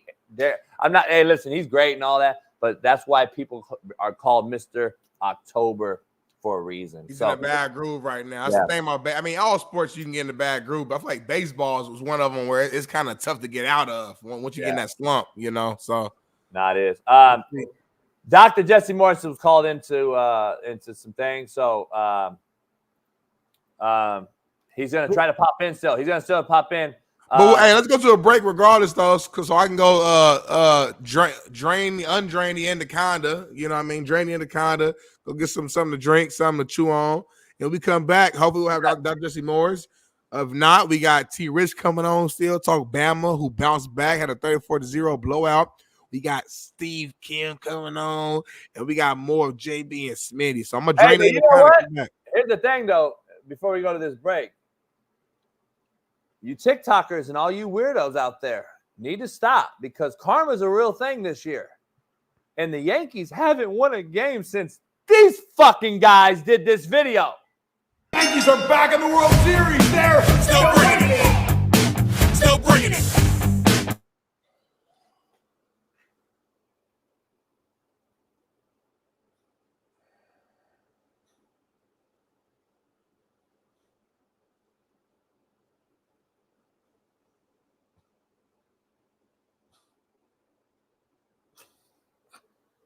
WPS, man. For the audio listeners, we have a family of whites. It's just a premium white people shit. WPS, what their Yankees gear on, doing some awkward dancing, trying to support the Yankees, and it looks bad, man. These are some Trump supporters. These are some just this premium white bread. White people sit here, and it's you know, it's just a bad look, man. You know, with that being said, I'm gonna go and step away, kind of clear my mind of what I just seen, what I just saw, and when we come back, we got more after that JB show. After you just witnessed that. After I witnessed that, man, I need to go take a little breather. After you witnessed that, though, you agree the Dodgers got this sweep tonight. Yeah, it's a wrap. That's a wrap. Thank you. We'll be back in 5. What up, man? This is a proud new sponsor of the Coach JB Show with Big Smitty, and it is First Round Performance. Yeah. Make sure you head on over to firstroundperformance.com. We got the merch, the gear. They are top-notch company. High quality, JB. All about the quality here. Workout gear, exclusive gear. What's that right there, JB? By the way, nobody else in the country or the world has this short right here. You can put this short on. It helps your back. It helps your hamstrings, helps your quads as you work out. What? You can wear these right underneath your workout shorts or what have you. It's kind of like a girdle, but very, very comfortable. Shorts Against Syndrome. It's SAFS. Go head on over there and check it out. First Round Performance. JB, they got workout bands. They got ankle weights. What's this? What's in that box? Yo, kind of good. It's our first time seeing this. What's this? I'm nervous. What's that? It's a 40-yard dash electric timer. You can go get your workout on with the light and the strobe and the whole deal. Firstroundperformance.com. Oh, you just turned it on, JB. Bam. You want that smoke? Go check it out. I know you ain't trying to race me, JB. I might race Smitty and smoke him. You ain't trying to race me. You scared of that life. Yeah, this is real deal. You guys got to go check it out. Firstroundperformance.com. Head on over there. Proud new sponsor of the Coach JB Show. This is nice, JB. With Big Smitty. And all this is mine, right? Hell yeah. Listen, their premium gear, including the revolutionary SAFS shorts I just showed you, are expertly designed by a leading orthopedic surgeon to align your hips and relieve your pain. It is trusted by athletes and active individuals alike, whether you are pushing your limits with their high-quality resistance bands, as Smitty just showed you, or boosting recovery with the powerful dual-spectrum red light therapy devices that I just showed you. First Round Performance delivers the tools needed to stay at the top of your game. Whether aiming for peak performance or simply wanting to live pain-free, they've got you covered. Visit firstroundperformance.com or shop on Amazon today. They just launched their AmazonStore.com, their Amazon store. This is out there, First Round Performance on Amazon. And so go help them out and grab some performance gear today. And please feel free to reach out to us if you have any questions. Yes, sir. Go First Round. Go First Round, baby. The promo code will be Coach JB. So check that out and head on over there today. Get right, baby. First Round, the highest quality.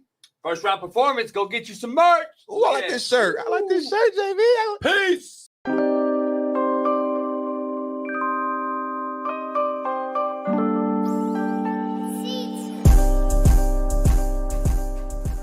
Let me ask you, last night we saw Liberty, who last 5 years you could argue are a serious program, lost to a team that is in its first FBS season. They were an FCS school in Kennesaw State out of Georgia, not Tennessee, contrary to Smitty's belief. My fault. Anybody can win, right? This view is shitty. Well, I mean, you didn't get Liberty, but you got death to their playoff chances. It is what it is. I mean, to your point, Coach, I mean, look, is football a little bit watered down? Yeah, you can make that argument in the NIL portal era. But look, upsets are good. We kind of need them. I think what we're seeing here in this expanded playoff era is that instead of having a concentration of about, 3 to 4 teams that could really win it, like we have for the past decade, there seems to be about a dozen or so teams that have a shot. So I don't know what's better. If you're one of those 3-4 teams that like that monopoly that you had on playoff spots, you loved it. But if you're one of these other teams like a Penn State, who would have been a playoff team in a 12-team playoff format at least 3 times the last 8 years, you're probably loving this. So I don't know. I actually don't think this has ruined college football as much as I thought it might. Thank you, Steve. Do you agree with Carl Reed, or do you agree with Noel Mazzoni, myself, and Coach Fred from HBCU level, Alcorn yesterday? Carl Reed came out and said this is the best football's ever been. Noel, myself, and Coach Fred said it's the same as it's always been. The top's still the best. The bottom's still shitty. And now we're having more upsets, which everyone's calling parity. We don't see the difference. I don't know why everyone else is seeing it. We just think it's watered down and mediocre. Everyone else seems to think it's better. I don't know. Is that to your point you just made? Well, I mean, in terms of quality of play on the field, you guys have a more learned eye than we do. I think to the point when people say college football has never been better, here's where I think it's better. You have more games that are going to be meaningful in November than ever before, because there used to be a time that if you lost your second game, you're out of the national title. Now, if you're specifically in the Southeastern Conference or the Big Ten, 2 losses gets you in as an at-large. So there's going to be more meaningful games on the back end that used to not be about anything. It's like Major League Baseball in 1995, I believe, expanded their playoff. They had a wild card. They went to a multi-divisional format. All the purists hated it. But you know what? As you look at what's been done since that point, more teams are playing meaningful games in August and September than before. So has that ruined baseball? I don't know. I actually think it's probably created more interest on the back end to teams that aren't necessarily in first place. But if I was to argue and flip it and tell you that Georgia loses late last year and gets put out of the playoff, that is walking on eggshells. I have to play every single day knowing there was only four allowed in the playoff. Now we have 12, and now guys are thinking we can lose a couple. It's not really a big deal. I don't really need to show up to work and give my best every single day. That is what we see. We see that as being, that's the mediocrity part of it. A team losing the last day, an undefeated Florida State team, you know damn well this year they'll get in. But last year, it's a good story, and I agreed to it. No quarterback. You're not very good on O without him. I thought Georgia should have got in over them, to be honest. But Georgia loses, they're out. This year, though, I mean, look, I'm with you on that. Look, there used to be a time when you played a Georgia-Bama game, and they do not play every year. People have to realize that. There was a value to that game because the winner got an unbelievable boost. But nowadays, the loser just says, well, as long as we just win the other ones. I mean, there used to be a time. I remember Miami played Florida State in 1989. They had 1 loss. Florida State had lost 2 games in a row to begin the season. I think they were number 1. Southern Miss beat them with Brett Favre. I remember watching that game. It was on TBS. Okay, it was a huge upset for Curly Hallman. And then the second game, Clemson with Terry Allen ran all over them. So Florida State goes 0-2 as the number 1 team in the preseason, I believe. But they won the rest of their games, including the game against Miami. But Miami still won the national title because the 2-loss Florida State team was out of it by middle of September. And in the offseason, Florida State had a great T-shirt. It said, National Champions 10, State Champions 24. Because but you kind of knew, but in this system now, they might have a rematch. So Yo, we are back, and we are even better because right now we have our weekly special guest, the Korean Cosell JB likes to call him, the knower of all things, the one and only Steve Kim is here, and he's ready. What's going on, Steve? guys, can you hear me? Yes, sir. We can. Loud All and right, clear. what's going on, fellas? What up, Love Steve? the orange. Hey, Steve, I saw you guys take on Mahomes yesterday on Whitlock, and it was ironic because we had a thumbnail already to go for this one, and I called it, is this, I led the show off, could this be Mahomes' most impressive season? 8 touchdowns to 9 picks. I know you and Whitlock discussed it. Alex Smith did a video that I don't agree with either. I thought he should be banned from media forever after that take. But, like, what do you think about this? No Rashee Rice, no Pacheco. They go get a guy who's older, over the hill, and DeAndre Hopkins. Plug and play him. He continues to win. They're 7-0, 3 Super Bowls, been to 4. Like, where are you at with this guy? Is this his most impressive season without Hollywood Brown and Tyreek Hill? It continues to win? Well, I mean, look, it's impressive that the Chiefs as a team find ways to win. But as of right now, Mahomes is basically a much flashier, more heralded version of a Brad Johnson or a Trent Dilfer. I mean, when I was still in Miami, I was watching a little bit of that Raider game, and I thought this particular segment of the game was emblematic of what they are. Mahomes throws an interception deep into his own red zone, so the Raiders have the ball inside the 5, and I remember thinking, wow, the Raiders can get right back into this thing. They'd have they don't have a home field advantage at Allegiant, but they'd have some of the momentum. And I remember after the first 2 plays, I said, the Raiders are not going to score here. And the Chiefs just stuffed them, and that felt like the end of the game. What the Chiefs are, they're a defensive team. They really are. That is the identity of that team if you really look at it. And look, I love the Ravens, but they have now lost 2 games where I said, you're the better team. You got to win it. As much as I think that they have more talent top to bottom than just about every single team, and maybe the 3-time MVP and Derrick Henry, the Maserati they kept in the garage on Sunday for some reason. 3 losses to me shows me you are not necessarily taking care of business the way the Chiefs are. They have to be given credit for that. But no, from a statistical standpoint, this is certainly not Mahomes' best year. No, it's not. And what he continues to do with that defense, though, is crazy. And then everyone wants to go back to, well, Andy Reid never won before him and blah, blah, blah. Listen, he was in the NFC East at that time, which was probably the best league in football for a long, long time. He went to some Super Bowls. This AFC West has been, to me, one of the worst, kind of comparable to the AFC East when Tom Brady went on his run. It's very bad. The West has been pretty bad. Now we got Harbaugh and the Chargers, who still have seemingly not been able to get through to Herbert, who right now at this point is more trending towards being a bust than he is a Patrick Mahomes type. Come on. And they played well this last week, too. 28-9, I think they won. Like, come on now. Herbert's been kind of suspect. Look, the one thing I don't like about Herbert is there's too many one-possession games in the fourth quarter where he needs a drive, he doesn't come up with it. But look, this guy's been a Pro Bowl caliber player.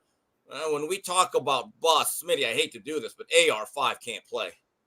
He needs in the 90s. I'm good with it. They would not have only switched positions. They would have said, "Hey, you want to try out for American Gladiator?"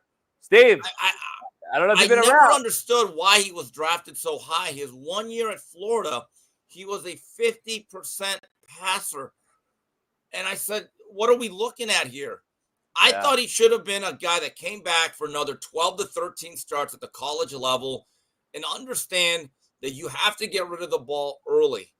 And the way you play football, which is like a bull in a china shop, running around and then running into people and running through them and jumping, it doesn't work in the long haul. It really doesn't. I'm pissed off at the adults in the room. I'm serious to God. We've wasted this kid's talent from the college level forward. This guy has been a freaking nature, and we've allowed this tempo, dumbed down system of quarterback play. Recruit the best athlete out of high school, put him at quarterback in college, give him cards, go fast, and then go to the NFL because you're a freak and fail. I'm so pissed off at our adults. But coach, to defend the adults, and I don't mean Chris Ballard and the Indianapolis Colts. Someone should have told him, like, Anthony, you have less than 15 starts under your belt. There's actually a statistic that most quarterbacks that do well from college to pro have at least 25 to 30 starts under their belt. But this is why I give the Niners so much heat, Steve, because who told Lynch that Trey Lance had the same exact amount? Like, that's the thing. Like, I'm with you, and I never understood that one either.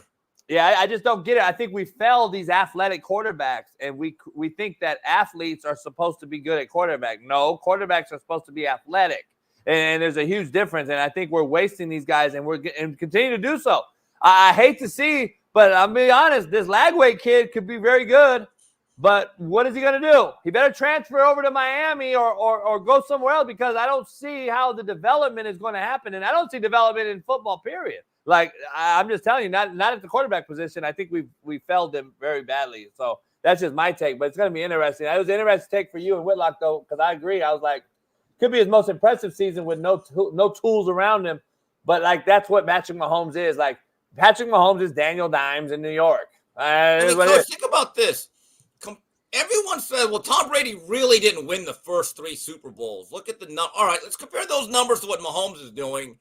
And are we going to have the same standard, or are we going to move the goalposts here? Let me ask you this, though. If you go back in time and you're a historian, tell me what quarterbacks were in the AFC East when Brady went on his run, and tell me, like, how many plug-and-play QBs did he go up against? Like, the Bills had a new QB every other year after, they got settled. The Jets in Miami were in turmoil. Pennington and Leftwich and fucking Henney. And the Bills had what? J.P. Lossman and guys of that ilk. Like, think about that. And then look at the AFC West. Look at the West in Mahomes' run. The Raiders have had nobody. Had Derek Carr for 4, and we know what he is. And then you got the Chargers have been in turmoil for the most part for Dave Rivers. And when Rivers was there, they actually beat the Chiefs quite often in Arrowhead. Phillip Rivers would go up there once a year and beat the Chiefs. Now Mahomes was there, though. Yeah. Now since Mahomes been there. Yeah, he has, because I was at the game, but he did beat him in Arrowhead. I was there. But anyway, it don't matter. He won. And then you got and then who else is in there? Steve, the Broncos. Like, what are the Broncos? I mean, I don't know. Like, the quarterbacks matter if you look at the divisions when these guys go on these runs. And look at the NFC East when Andy Reid had McNabb, when he had Vic, and when he had Jeff Garcia, and when he had A.J. Feely that he made into something. Look at the guys he developed in that division that had quarterback stability. There's no stability in the AFC West, and there's none in the AFC East when Brady won. I think that matters, Steve. Yeah, it does. But look, the Chiefs defensively, though, every time they need a stop, every time they need a turnover, it'll be interesting to see, because Whitlock and I had a discussion about this about 2 months ago, that if Mahomes now wins his 4th or 5th Super Bowl, does he surpass Montana? And I said, well, yeah, if he plays at an MVP level. Yeah. Because every year Joe Montana won a Super Bowl, outside of 88 where he struggled, he got benched, and him and Steve Young switched off. But in 1989, when he won his final Super Bowl, he played at a level that is rare. I mean, that Niner team, I believe, was 14-2 and one of the best 3 or 4 offenses I think I've ever seen. So how you play in winning matters. But as of right now, he's kind of Trent Dilfering his way to another Super Bowl. There's nothing wrong with that, but that is a reality. Yeah, that's what sets me back from this GOAT conversation, though. Like, this whole thing, like, this is what we got to understand. And I'm not going to say put an asterisk by his name. It's unfair because he's not in some sort of COVID-riddled season or some sort of strike season. The asterisk I'm referring to, though, is the beneficial treatment that the league has allowed for quarterbacks in this era to benefit from. The hitting of the quarterback, the targeting rules, the late hits, the roughing the passer because he didn't gently lay him down. And all these rules have been catered to the quarterback, and Patrick Mahomes is benefiting from all that more than anybody. We just showed a video where he did that, didn't get fined at all, and then another guy does it and gets fined. Like, he's benefiting from a lot of things. We make jokes of and all that, but he does definitely benefit. He runs down the sideline versus the Niners a week ago. Nobody touches him because they're scared to touch him. So, like, He's definitely benefiting, and he's still got 8 touchdowns and 9 picks. You can't be the GOAT. You can't be the GOAT in that era and not be very good. He should be dominating this era. But this is the one. He's never started off a season like this. Even you look at his previous other like down seasons. This is by far the worst start statistically he's ever had. So like it would be different. JB, this is like the norm. Like every year he's just been doing this. This is the one season he's done it. So I can't forget about the 41 touchdowns, 12 picks, the 50 touchdowns, the 38. Like But again, and then why is Alex Smith saying this is the best? No, well, it's not though. That's I disagree with that. I don't know why. And there is a context to it. Look, there's a lot of weapons missing. He really is throwing to the waiver wire at this point. She Rice, Hollywood Brown, like Travis Kelce's a kind of. I mean, he had a good game this past week, but he's kind of a shell of himself. He plays good in moments. So yeah, I mean, it's a lot of players going through it. He lost Pacheco at running back. Like it's a lot going on. Yeah, and Steve, would you take winning over stats? Of course, I would. All day long. I'd take winning over stats all day long. He has the it factor. That's the most important thing. But this is the NFL, Smitty, and what Steve's referring to and what Whitlock refers to and what these other guys refer to is we're putting this kid in the GOAT conversation of all time, and that's where I have a problem. You can't talk about the GOAT conversation and you have these mediocre Super Bowls and these mediocre games, and that is where I'm at with it. So, I don't mind him being in the conversation. Is he the GOAT? No, he has a lot more work to do. But conversation, I mean, he's one of the best quarterbacks we've seen. I think, regardless of whatever factors we throw out there, I think you're blind if you say, or you just don't like him if you say he's not one of the best quarterbacks we've seen. Number one, no. One of, yes. That's just what it is. Hey, Steve, let's dive into your Miami, Florida State real quick. You were there. Atmosphere was great. Again, where you at with this? And I talked to Jesse. I told him to come on after Steve Bailey. Where you at with this game, and where you at with Cam Ward's? Is he ascending, transcending? Is he declining in the Heisman candidacy? No, I mean he probably. Look, him and Genty did not have great weeks. I guess he fell behind a little bit, but again, there's still a lot of football to be played. That picture that you guys showed, that was from about an hour before the game. I just kind of walked into the stadium. I'll say this as someone that's gone to numerous Florida State Miami games, both in Miami and Tallahassee.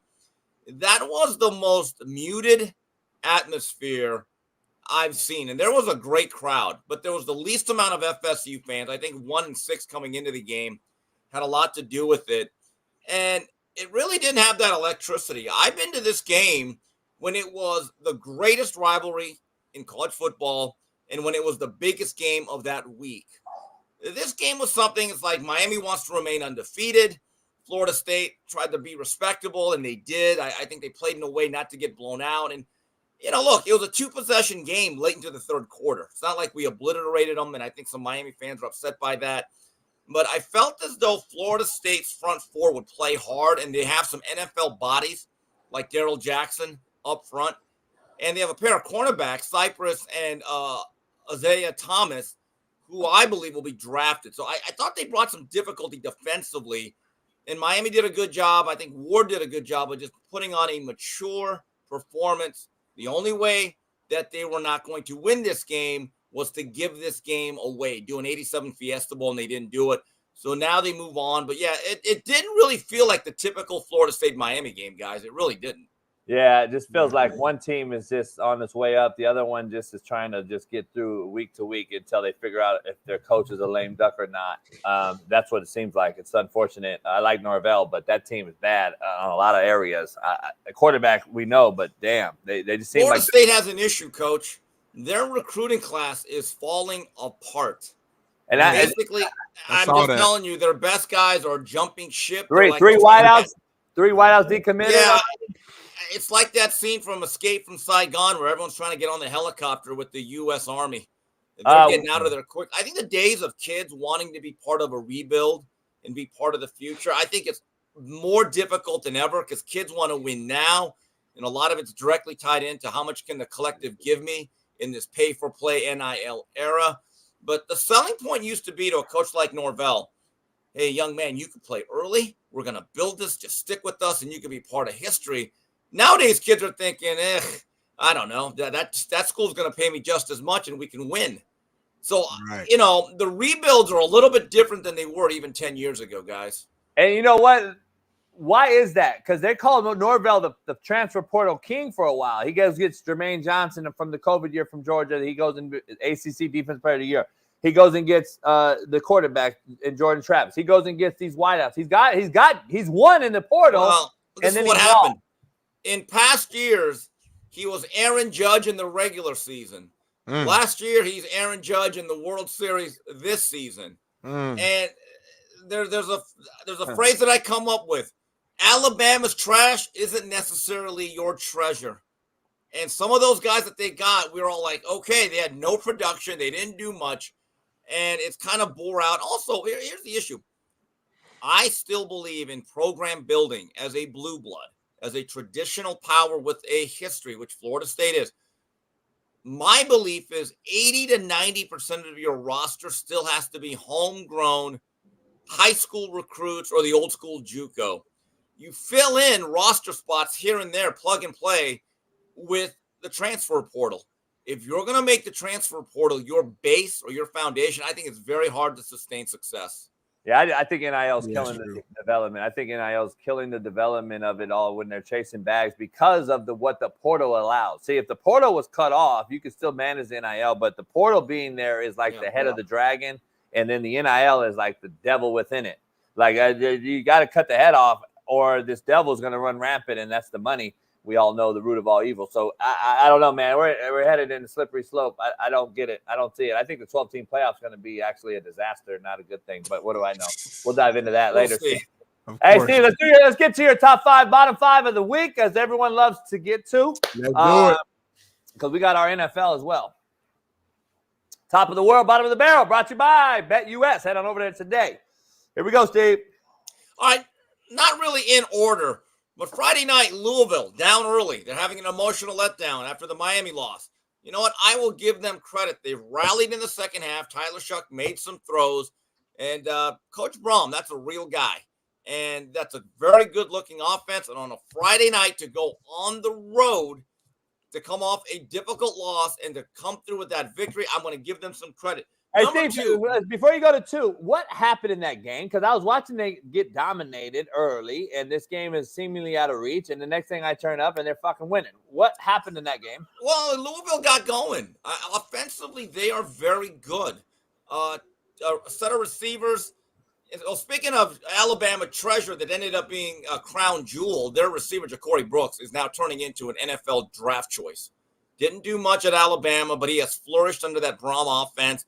And Tyler Shuck is another guy that'll be drafted somewhere, I believe, between rounds 3 and 5. He's got a lot of measurables. 6'5", he can move a little bit. Live arm, can make all the throws. And then Isaac Brown didn't do much this game, but he's one of the faster running backs in the country. But Louisville just got going. They just hung tough, and Boston College kind of ran out of ideas late offensively. Number 2, Marcel Reed. And I got to put Mike Elko in there too.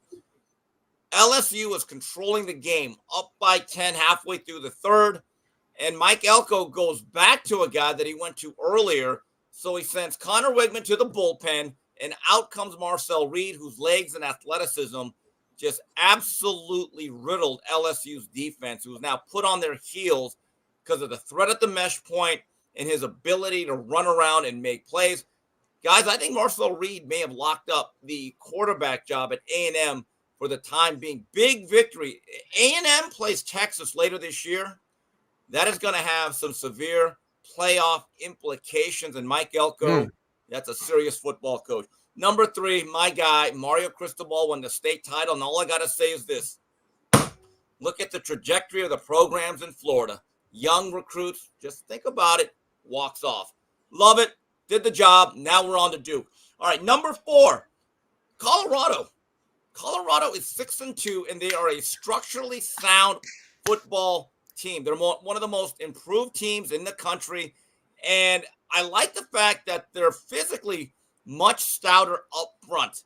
And it's not just Travis Hunter. I actually think they're a pretty well-rounded unit. They're running the ball just a little bit more. Colorado, no one is talking about them in the playoff mix. Now, look, there's a couple of teams ahead of them in the Big 12 that are undefeated in Iowa State and BYU. couple things happen. It's not out of the realm of possibility that they're in the Big 12. Hey, K-State would have to lose too, though. See, right? But keep this in mind. They might win 8 or 9 games. That's a damn good second year. The question they could win 10. They could win 10. To be honest, they could win. I got the bye week. I got the bye week beating them this week. But I'm telling you, is Coach Prime going to be there after this season though? Yeah. No. I spoke with Big Matt. Big Matt said, "Yeah." He's just okay. Well, I'll take his word for it because now Matt has supervision goggles on, bro. But he also has exclusive insight and information that we don't have either. Stop. Now, the other guy I want to mention is a backup quarterback that came in as the starter got hurt, led the Nittany Lions to 2 key drives, and his style of play with his athleticism doesn't have the arm talent of Drew Aller, but it actually fits Kotelnicki's offense a little bit more. He's more of a Jalen Daniels than Aller is. Bo Pribula. Bo, I think you might have to have a few packages come your way as you play Ohio State. The stuff that he does can disrupt a defense. But to go to the Madhouse, close, tight game, you need a couple drives, and he made key throws. But again, not the thrower of the football that Aller is. But I do think, again, in terms of extending plays and at the mesh point, you have to respect what he does. All right, bottom 5. Kyle Honda McCord. The Honda McCord crashed numerous times. My God, he literally gave the game away in the first 10 minutes to Pitt. I think Narduzzi should have given him a game ball on behalf of Pitt. One of the worst quarterback games in recent memory. I think he threw 5 interceptions, 3 of them which went for pick sixes. Not a great look. That game was over before it even began. Disappointing loss of Fran Bound and his fellas. Kentucky just can't get going. I mean, they had a big victory a couple weeks ago, right? And then they played Georgia to the wire. They're bad. They let Auburn march in there, took an early lead, and then Jarquez Hunter kind of took over that game. I'm wondering if Mark Stoops is really happy there. There's always rumors about him wanting to leave and upgrade. It's a very, very tough job. You're a basketball school at an SEC conference, and he's probably gotten as far as he can in that program, in that particular conference. Number 3. Dave, your basketball so-called legend left your basketball school. Well, I agree, but Kentucky will always care more about basketball than football. That's just the way that guy left. That guy left, so there might be a problem upper administratively. And then 3, Navy. Navy, you had a shot to impress people, but you played more like McHale's Navy against Notre Dame. My God, 4 unforced fumbles. You couldn't catch a punt. You couldn't catch a pitch out.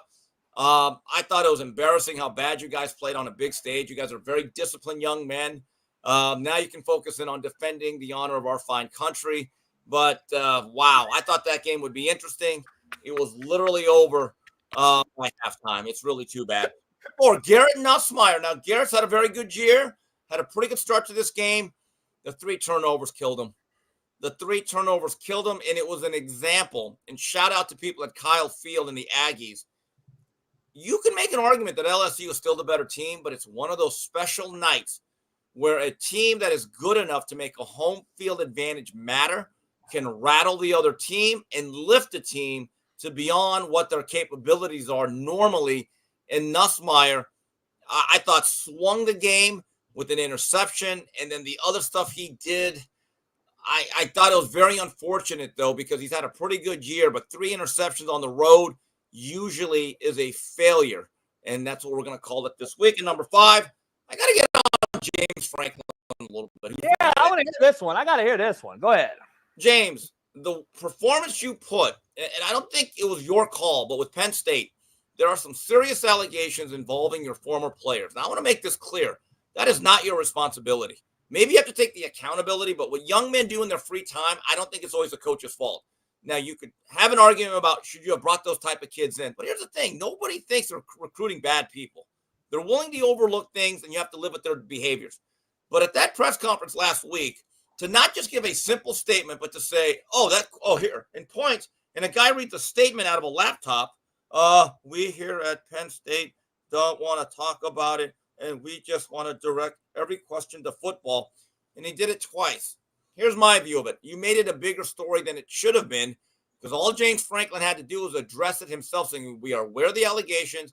It's a legal matter. We're going to respect the privacy of everyone involved and let justice prevail, and then we'll speak about it at a different, more appropriate time. The way they handled it made it a bigger story than it should have been. Yeah, it is the way he did handle it, but that was, coming down from admin. I believe they told him to get away from that shit. I don't think they knew he wasn't going to. Well, do that. not only that, Coach, and I mentioned this with Whitlock last week. This is the school of the Jerry Sandusky scandal.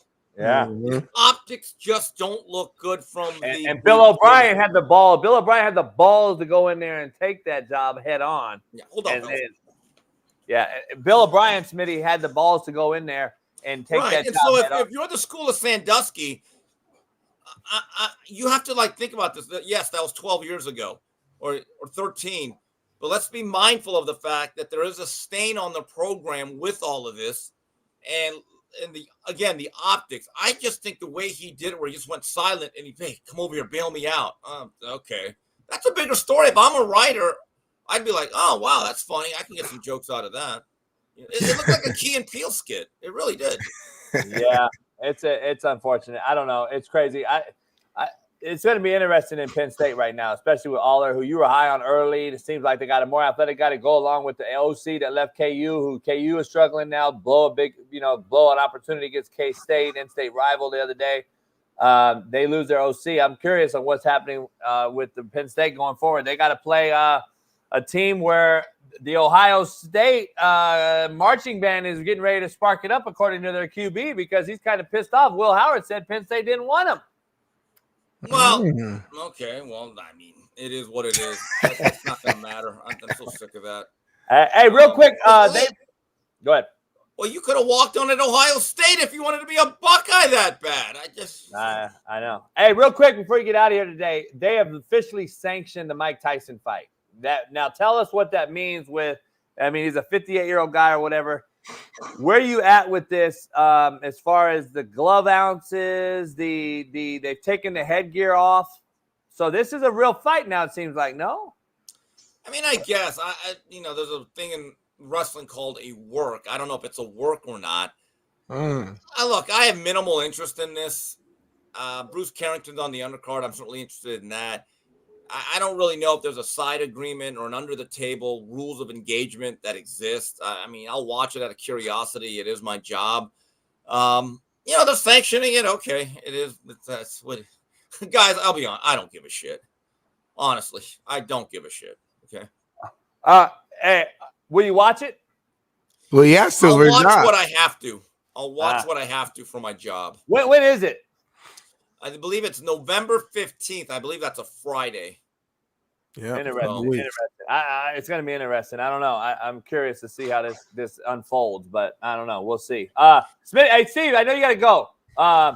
What were you going to say? What right now? If I were to ask you your just give me 3 coaching of the year candidates in college.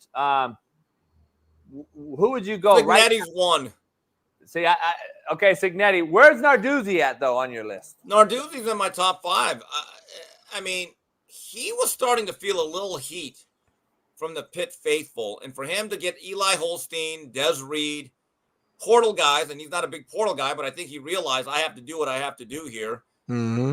Kalani Sitake certainly has to be invited to the banquet. Matt Campbell, and let's just be a listen to Iowa State fans. I remember a couple of years ago, Iowa State fans were starting to gripe and moan on, hey, Cyclone Nation.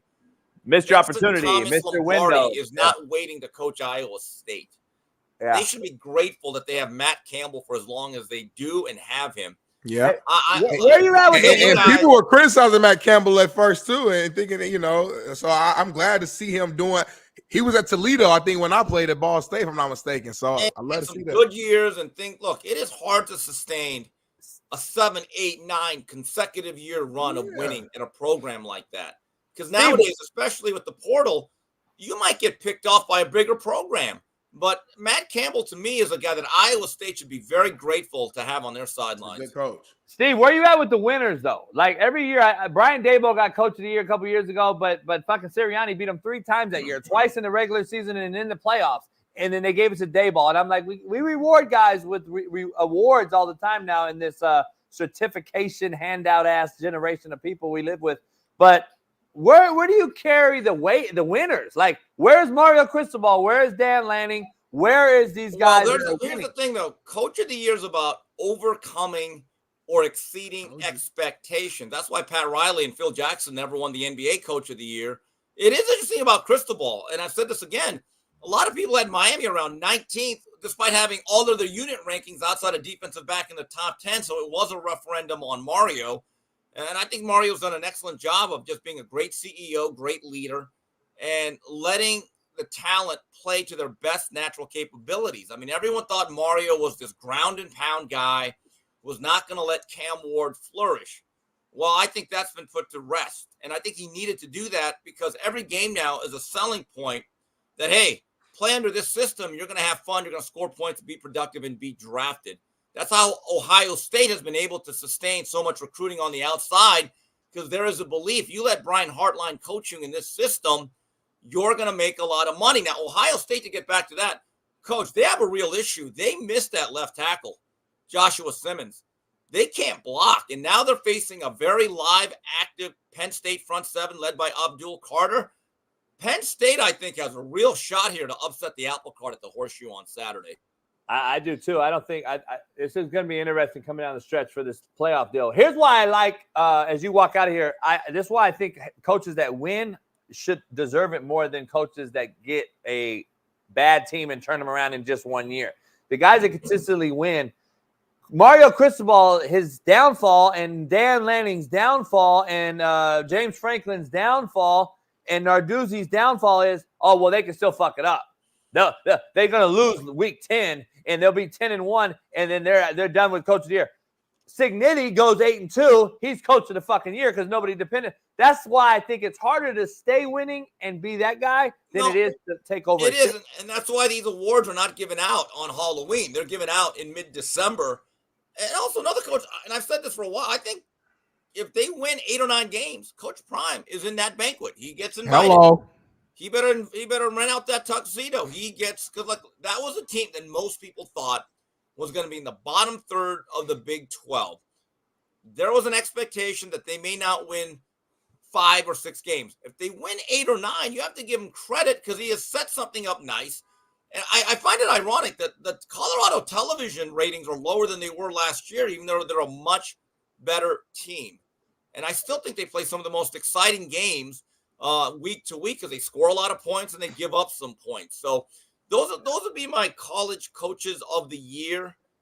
I'll say this: if Ohio State has more than 1 loss in the regular season, Ryan Day's going to start to come under pressure. And I have never really ripped Ryan Day. I think he's done a good job there. But with that roster, to lose more than 1 game would feel like a letdown. I think Day just does what everyone else would do at Ohio State: win 10 games. Anybody can go 10. I think anybody goes there and wins 10 games. You got to have a different guy to win it all. Urban Meyer, Saban, Carroll. You got to have that guy. He's not that guy. He's just the other guy. I think you're a plug-and-play guy at Ohio State, unless you're different. Coach, what do you think about this? Lincoln Riley, not only does he not invite the high school coaches to the practice, he won't even let media watch like the regular viewing sessions the first 15 to 30 minutes. What is going on over there at the KGB Trojans? Does he know that he is protected because of his $100 million buyout or what? I don't know what that is, but look. LA hates him. I'm just telling you, LA hates him. Well, I don't know if they hate him. I know they don't like him. They don't love him. Yeah, I call that hate. But here's the thing. Why did you hire this guy, LA? Like, that's what I don't understand. Like, there's guys out there that LA guys that. Yeah, but Coach, 4 years ago or 3 years ago when they hired him, he was considered state-of-the-art offense. If Urban Meyer is sitting over here in LA at a certain network where Smitty's at and says, hey, here's my name in the hat, does SC think about buying out Lincoln Riley. Because I'm just telling you, that's what it would take to me. It would take a guy. That school president of theirs, no. It would take a guy like that. It would take a guy like that for Marshall Business Law to come forward and say, here's 90 mil. Because we got to do something here and Too get much this money, thing. though, man. Nah, I don't understand this, Coach, from Lincoln Riley's standpoint. You've already lost a good portion of the fan base. The local media, some of them aren't going to like you. Some of them are. But the ones that are undecided, and when you take away their access, which many of them love and depend on, that's going to flip the other direction now. Now, if you win, it's no problem. You could be Nick Saban. You could be a dictator, right? But when you start losing more than a game or two that you should not, and you start taking away some of the things that the media has come to expect, the coverage will start to change subtly. And Steve, it pisses me off so much because of the hypocrisy of what we do in America is crazy to me. All you had to do was turn your head the other way when you had Sark, and you'd have 2 natties right now at SC probably. If you would have kept Sark there, turn your head this way. Because you turn your head, you don't turn your head this way when it comes to dropping the soap in a damn shower. When you have a scandal at Baylor with a bunch of kids, you sure don't turn your head the other way with all these other guys, and they continue to get jobs. You could have turned your head the other way over a little bit of blah, blah, blah. I don't get it. It blows my mind. The guy should still be there at SC, and you would have a LA guy who understands what Pete Carroll built, and you'd be winning right now. Right, but here's the thing with Sark, though. Wasn't he already at Texas by that point? Look, Sark, I love Sark. Texas has some issues, though. There's something about them that's missing. Vanderbilt, that's another coach, Clark Lee. Clark Lee, salute to you. You have made Vandy into a serious football program. That's a Jerry Kill factor. Jerry Kill does that. Jerry Kill factor. All right, Kill too, but Clark Lee's the head coach. He's the one who puts his balls on the line there.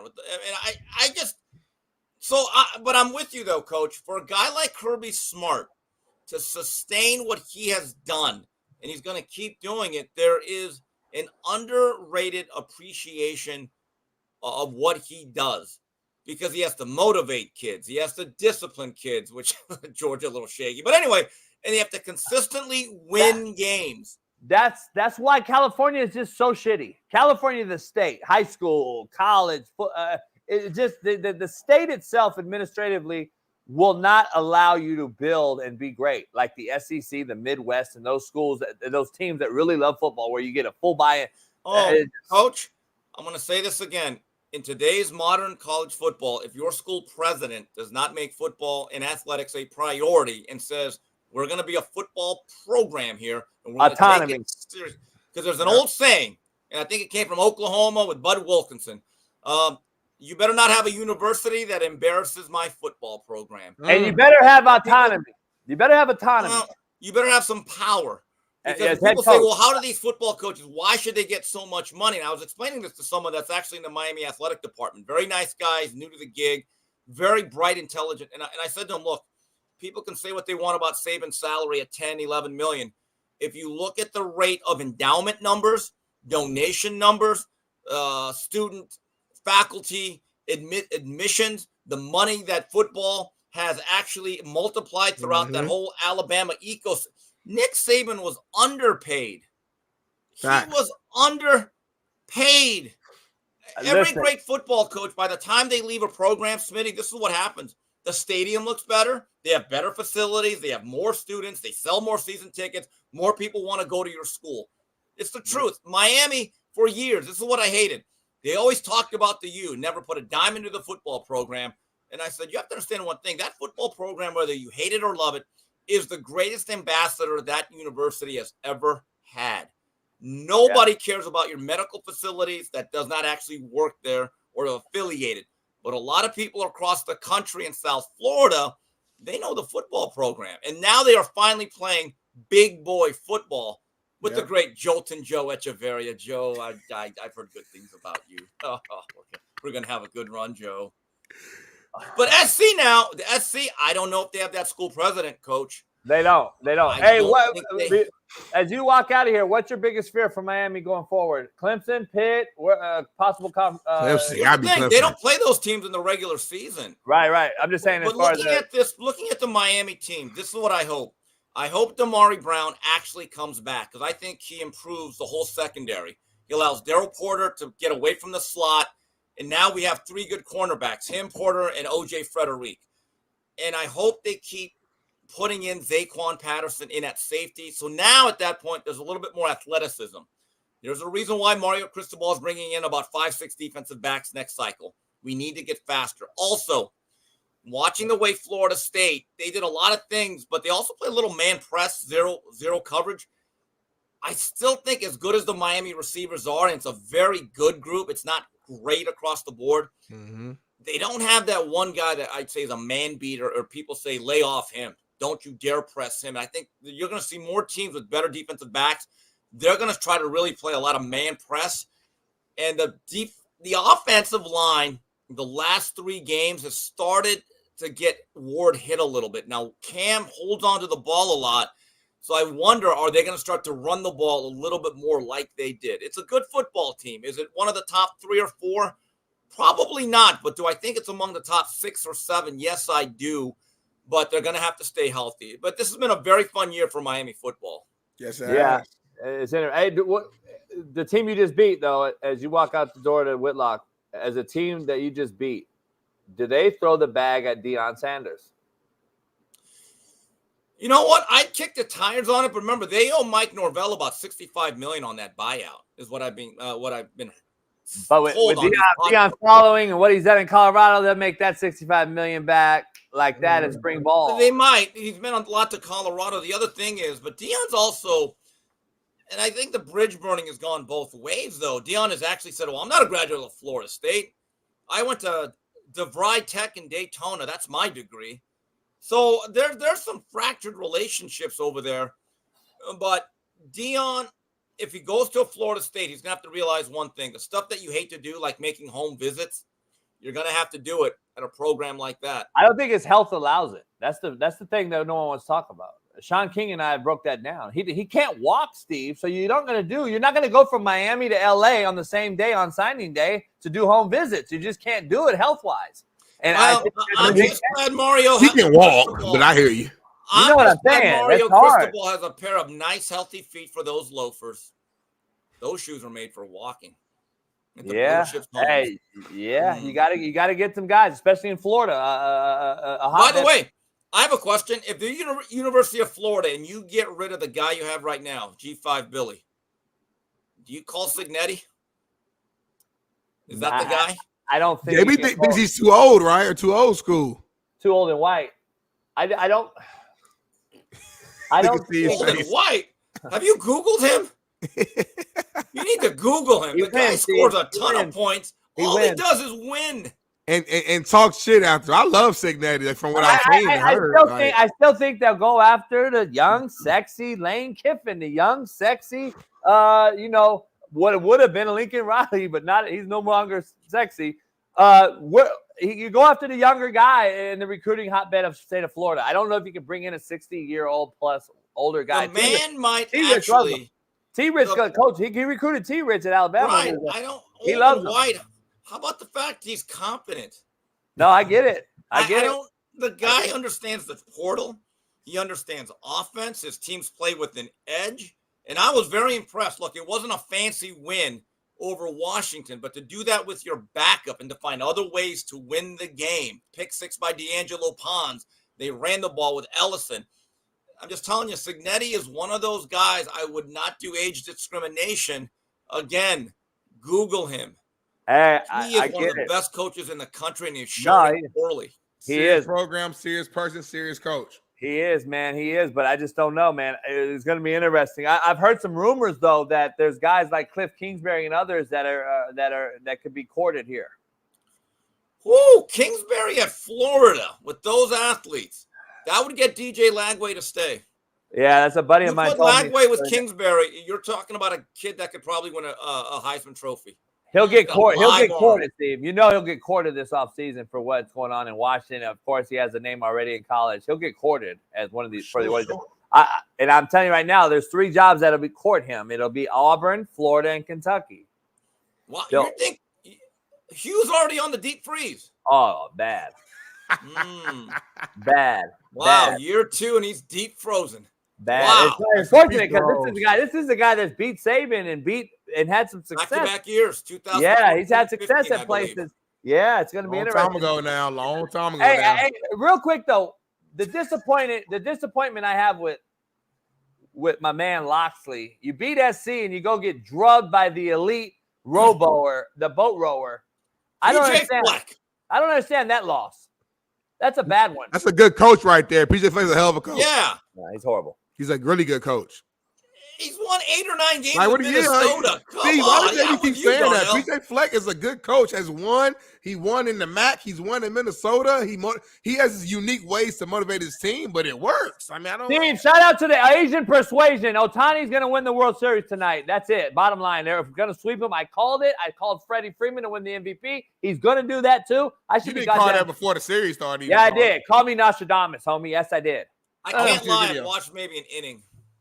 I haven't watched really that, but I do video reactions to it, and then I act like I'm watching it. But it is what it is. JB's a content creator. Appreciate you, Steve. I know you got to run. You're not on Whitlock today. I may not be. He may go all political with the Shay interview with the chameleon Harris. So that's right. Kamala Harris, yeah. And then I'll be ready. I got to watch a few games that I missed because the one thing about going to a college football game, and I'm going to go to the Georgia Tech game next week. You miss all the other games, so you have to kind of catch up to them. Man. Are you going to Georgia Tech next week?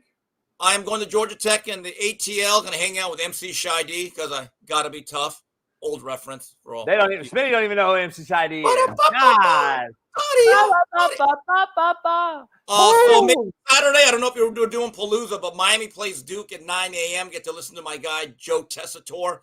And also, Ohio State plays Penn State. So, Coach, get those TVs ready in the breakfast burrito.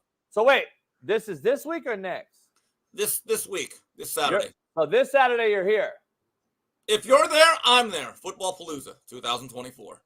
Yeah, I'm here. Then I'm there. I won't go to the boat this week because you're in town. Yeah. But any other time, by the way, I don't watch any of these fucking games. Oh, come on. Yeah, you do. See, this is bullshit. I go to the boat. All right, Steve, perfect then. We'll see you. All right, guys, I'll talk to you Thursday. Yeah, all right, later.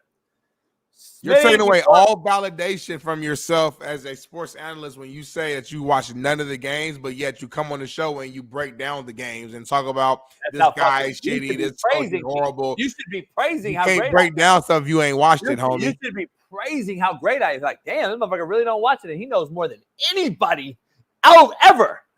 It's crazy. Hey, Smitty, let's dive into our top 5, bottom 5 NFL list real quick before T-Rich hops on. And if you got to go pee or anything, you're not. So let's dive into it real quick. Go ahead, Smitty. Let's do your list. Let's do mine first. Let's go with the bottom. Let's go. Whatever you pull up, I'm gonna do it, baby. Let's go. It's probably shitty. Bottom 5 right here. Bottom 5. I'm gonna start at number 5. The Chicago Bears, man. Caleb Williams. JB threw out the stat thing yesterday. You said the man had 33 yards, 36 yards, something like that, going to the fourth quarter. The Bears, to me, I mean, defense looks good. The offense looked bad, and to lose the way that they lost on that last play of the game, we dove into it yesterday. No discipline by the secondary to not cover the Hail Mary the proper way, something that's been taught in every single football team from college up, all the way up. It's just it's uncalled for. They had a game won, should have won, they lost it. Number 4, though, I got to go with the Seahawks. Seahawks, to me, have been up and down this year, man. It's like, 1 week we felt like the Seahawks could be a true contender in the NFC, and then the next week they go out there and lose 31-10 against the Buffalo Bills, man. Blowout fashion. Thought that game would be one of the better games throughout the week or throughout the Sunday, but did not happen. So I got them there. Next on the list, I got the Carolina Panthers. Bryce Young was back on the field. Actually, on the first drive, then he went down there and scored a touchdown. I was like, okay, Bryce, not too bad. And overall, looking at his stat line, threw over 200-something yards, 2 touchdowns, 2 picks. Okay game. But if you watch the actual game, the Broncos controlled it from beginning to end. Bo Nix balled out. very efficient game, threw for almost 300 yards, 3 touchdowns. And I know the score was 28-14, but it didn't feel that close if you watch the entirety of the game. Number 2, got to go with the Saints, or JB may call them the Aints. Just a team that we thought was serious earlier in the season. First 2 weeks was balling out, thought they were one of the best offenses in the league, and then turn around and they just been losing ever since. It feels like lost against the Chargers 26-8. Couldn't get anything going on offense. Obviously we know Carr's still out. Spencer Rattler was starting there. But man, I just feel like, they're 2-6, and literally after those first 2 weeks, their team has just been going straight downhill. Is that because of Carr being out? Can they get going if Carr comes back? I don't know, but regardless, I think it's too late. And then number 1, Aaron Rodgers and the Jets, man, to lose against the Patriots, their season is officially over. I was high on Aaron Rodgers. I'm a big Aaron Rodgers supporter and fan. And you look at the duration of his career. I think he's one of the most talented, skilled quarterbacks of all time. But right now, he is no longer the Aaron Rodgers that we once know. And I have to put a lot of the blame on the Jets season on him because he's the quarterback. And if they were winning, we would give him all the praise. So you got to it comes both ways. And I just think the Jets to lose against a struggling Patriots team that was on a losing streak themselves, and to lose that game, it's a wrap. I don't. You lose against the Patriots. I don't even know. I look at your schedule. I don't know where's your next win. If the Patriots can beat you, then anybody can beat you. So this is a horrible season. They were better with Zach Wilson. Like facts. Like they were better with him. So yeah, interesting. No Cowboys. Nope. They lost by, it was 24-30 against still a very talented Niners team who I still believe in the grand scheme of things as they start to get a little bit more healthy. I saw CMC is supposed to be coming back, I want to say, in about a week or two. Or I think so, yeah. I think about 2 weeks. I think I saw a week 10 or something like that he's supposed to be coming back. So a couple of weeks he'll be back. I think the Niners are still a serious team. So, Cowboys probably would have been 6-7 on the list, but didn't make my top 5. No. All right, let's do mine. Brought to you by blah, blah, blah. Here's my bottom 5, Smitty. And the Ravens, you can't lose to the Browns. I should have had you higher. But the division game, JB. You know division games are like that. Well, yeah, that's why I have you 5. But at the end of the day, I've had you 1 and 2 in the last 3 weeks because you've been playing so good. And then you go play a guy with a first-time start of the season quarterback, Jameis Winston. And then you go out there and lose. You can't do it. Can't do it, Smitty. Can't do it. You can't lose to a Browns team. Can't do it, Smitty. Can't win with them. Can't do it. Can't win with them. Can't lose with them. You can't lose to the Browns without Deshaun. Weirdo. That's starting. It doesn't make sense. Anyway, that's a bad loss for the Ravens. Bad loss to Steve Kim's point. Can't be taken serious. You lose to the Browns that have been abysmal to start the season. Bengals, Smitty. Stick a fork in them. They're right there with the Jets, in my opinion. You had to win that game, Smitty. Had to win that game. You lost it. It put you out of the – this is why I say the AFC is not very good. NFL is not – anyway. The Vikings, Smitty, can't lose to the Rams that are that banged up with first 2 receivers, first time back since week 1, and you get those receivers back, and it looks like you don't miss a beat, Smitty. You can't allow your 2 wideouts to return after 8 weeks and then allow Stafford to look like he's been in 7-on-7 practice for a fucking week, and you don't press one of those guys. You don't press Cooper. You allow him to get a touchdown. You don't press Nadu, has 8 catches for 100-something yards. How do you allow that to happen when you just return back from injury? Can't happen. Vikings, you dropped the ball on that. Sam Darnold looked pretty good still, but the Vikings dropped the ball on defense, which has been really, really good. Just how good McVay and that offensive play calling really is, because Flores has really been stymied. They've stymied the Niners. They've stymied multiple teams like the Texans. They've been in the game against the Lions, who just torched the last 2 weeks, their opponent. So the Vikings defense has been good all week, all year, but you can't allow that to happen. Lose to my Rams in that fashion. The Titans, are you just going to get ran through every week and just say, fuck it, here's my draws, take them. Here's my draws, take them. I don't understand how you have no sort of professionalism in your program. And this is why I told Bailey before the season, you don't lose Vrabel. You don't lose those weapons that they lost and thinking they're going to be better. It just doesn't happen. I told Bailey this before the season. They were promising. Bailey was like hyped on him, and I got why. But they just don't have a Q. They don't have a system, and they don't have a leader of men. And that's why I think that they were going to fall. And now you're seeing what the cookie is crumbling in Nashville. And then the Jets, Smitty. They're just an overrated roster, man. We thought we had high praise for them. I did. I'm wrong. I eat crow. This is just a bad nucleus of makeup. Bad team, bad roster, overhyped, overpaid, under-deliverers from Sauce Gardner to Aaron Rodgers. All right, let's keep it funky. That's what it is, Smitty. So it is what it is, dog. Overpaid, under-deliverers. But before we say that, it's time to go. It is now T-Rich Tuesday, Bama legend. And let's rock that beat. Yeah.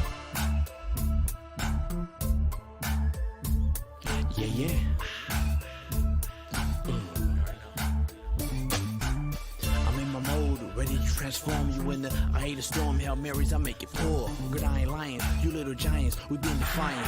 What's the cost to be the boss, breaking down the walls. We all in once the coin the tosses. Pop the kind of action, never acting. We need to scramble to get traction, we make it happen. When you go to book, we get it cracking. When the stats know it's the race, keep them up, Richardson, into the end zone. Yeah, T-Rich is in the building. What'd you say, motherfucker? I couldn't run the ball. What, motherfucker? Ryan Clark, get your motherfucking ass out of here, Ryan Clark. Bitch ass. Hey, what up, T-Rich? Hey, my bad, homie. I was fucking with Ryan Clark over here. He was back in the backfield over here. My bad. No, I was tripping because my boy said you couldn't run the ball and shit. What up, T-Rich? Bama legend in the house. What up? Man, what's going on, man? Glad to see my brothers. That's it. Just glad to see my brothers. You in a great mood, man. Got the sun going. You got a retwist with your dreads, big smile on your face. I guess when Bama gets a shutout, win 34-0, it changes the energy around you, huh? That's how we're gonna start. Right? This is what we're gonna do. Stood on business. Stood on business. For me, y'all know me, man. That's the standard. Like, it ain't like that's what's supposed to happen. You know, that's like giving a kid money for having an A. Like, I don't, you know what I mean? I'm glad they played great, and I want them to continue to play great. But we got to keep pushing these kids and holding this standard the right way. Like, we got to. That's the only how we're gonna survive in the SEC. Because you see the top 15, top 10 is always in the SEC. Most of the teams, we beat up on each other. And so when they got to realize, like, hey, bro, this is any given Saturday over here. There ain't no, man, we can slack off first half and come back second half, or, kick it up second half and let the team come back second. No, this is every down counts. And so to me, kudos to them, but I think that's a given. Hey, do you think Coach DeBoer was up there feeling the laser beam eyes from Nick Saban in the booth with his wife sitting there looking straight at him after the last two games, and they struggled? And he was like, "Oh shit, I gotta figure this out. We better get back to some disciplined, fundamentally sound ball." Well, I think it's one of them things that, man, if I was him, I would have been feeling the items. I mean, you got guys like Brian Williams, which, this kid's, young, explosive, this and that, but you got an offensive line that can move. Like, we got to be able to use that. Then you got to, like, on defense, we got to keep them quarterbacks contained. We got to put pressure on them quarterbacks. We got to be able to cover. We got to be able to stop guys in the run game. Like, we got to be able to play defense. Like, I would go to Nick if I was him and learn what I need to learn about the SEC, and I need to learn and pick his mind. Send your defense coordinator over there to the stadium, because his office is in the stadium, and learn his defense and learn from him from top to bottom every day. Every day, them plays would be sent to Nick, which I think they are, but he will be in that room with me studying and learning because he the GOAT. Like, why wouldn't you have your defense court? Not saying that he don't. I don't know what's going on, but I'm saying if it was me, as the head guy, I would make my defense coordinator go over there with Nick every damn day. Is that a realistic option? Like, is does Saban have the time and the schedule to just? I'm just saying. I just don't know. You know me more. You know more. I don't know what's going on. Okay. I was in the office with him 3 weeks ago, and I was asking him about a kid. You know, how can I approach this kid? And the same question I asked y'all, like, how do we get these kids to learn from somebody else other than me? Yeah. Because I'm not around all the time, you know. And so he just gave me the game, bro. He's like, man, the kids got to know, make sure that you know what you're talking about. Because they don't believe in you, they ain't gonna believe in nobody else. Like, yeah. But Nick was there breaking down the Tennessee film, and it was 3 weeks ago, bro. Like 3-4 weeks ago, he was breaking down the Tennessee film. Like, that's what Nick do. Like, he don't. Nick said he went home at 2. His wife was like, "What the hell you doing here?" Like, hell, I stay here. He got his own suite always. Shane, you too. That's crazy. He always gonna have. It's funny. I was actually with a couple of the Bama players the other day. I know it was this day bye week. I met Ryan Williams. I met Jalen Mbakwe. I think he's a corner for you guys. You know, first impression, 2 good kids, a lot of confidence. You know what I'm saying? And they seem to like Jalen DeBoer though. You know, they obviously understand who Saban's the GOAT. They get that, but they were, you know, they said Cam DeBoer is a guy who's, you know, a good coach. It seems like to be like a I don't know if they say a player's coach or not, but just a guy who down to earth, a guy who, you know what I'm saying, that does a good job of just teaching. So obviously it's hard filling the shoes of Saban. I mean, not hard ain't the word. It's almost like it's impossible. But Kevin DeBoer is a hell of a coach, though. Like, you know what I'm saying? So I want to make sure, you know, he's getting his flowers, and I think you guys will be in good hands moving forward. So. Yeah, I definitely think he's a good coach. But I think it's one of them things to where, like, those guys don't know Nick, like the inside. They know the recruiter Nick. Yeah. You know what I'm saying? Like, it's different when, and I'm not taking nothing away from Kevin DeBoer. I think he's a great guy. But I think he got those 2 guys right there, and he needs to make sure that whatever they're doing need to run through them, like how it was with Julio and Mark, and how it was with me and Jerko Patrick or Mark Barron. Whoever it is, like that, or Rolando McClain, whoever it is, that need to be your guy. That need to be your guy that gets in trouble when the team not doing the thing. Like, that's the only time I got yelled at, bro. When the team wasn't doing what we supposed to be doing, Nick would get in my ass about that. Hey, T-Rich, y'all got a quarterback over there at Hoover High that's on the radar for one of the best in the country, right? Is he at Bama? Is he on Bama's radar? Well, it depends which one you're talking about. We got. You got a Poly kid, no? No, you're talking about Trent Seaborn, S.A. Thompson. That's a school up the street that's really good. That kid is really good, man. He actually came from Hawaii. Yeah, Thompson's where I got Jay. I got Jay from Thompson. My quarterback that went to Georgia Tech. He was from Thompson. But y'all, who do you have? Don't you have the Philomela kid or something like that? Salia or something? I think T. That's what. So Talia went to Thompson, and that's where Trent Seaborn go to. Talia, well, that is Tua little brother. So they got a whole pipeline of Samoans out there. Yeah, no doubt. Now, wait, he was at Hoover? Nah, so Alabama and Hoover is maybe 30 minutes away from each other, maybe 25, 20 minutes right across the street, you know, not too far from each other. But the kid that we got is Jonah Winston, which is Jameis Winston's little brother. Jameis' brother. Yeah. Y'all got Jameis' little brother over there? Now, how good is he? Because I've been seeing he's on the radar, right? Smitty talk. There's something wrong with Smitty. There's something wrong with Smitty. I ain't saying nothing. Hey, James got that win, T-Red. He threw first 300-yard game. I got a question. Is his pregame speeches just as good as his brother's? Man, what's crazy, they night and day. Jonah quiet, he works, he's a pro. He's a pro, he works. He don't say nothing. If he do say something, they gonna get quiet. They gonna listen. You know what I'm saying? Like, hey, y'all stop BSing around. Let's go ahead and get this joint. Let's go ahead and get this shit the right way. That's him. That's Jonah is not in there, but Jonah, he's a little shorter, but he can play any position. He can play quarterback, receiver.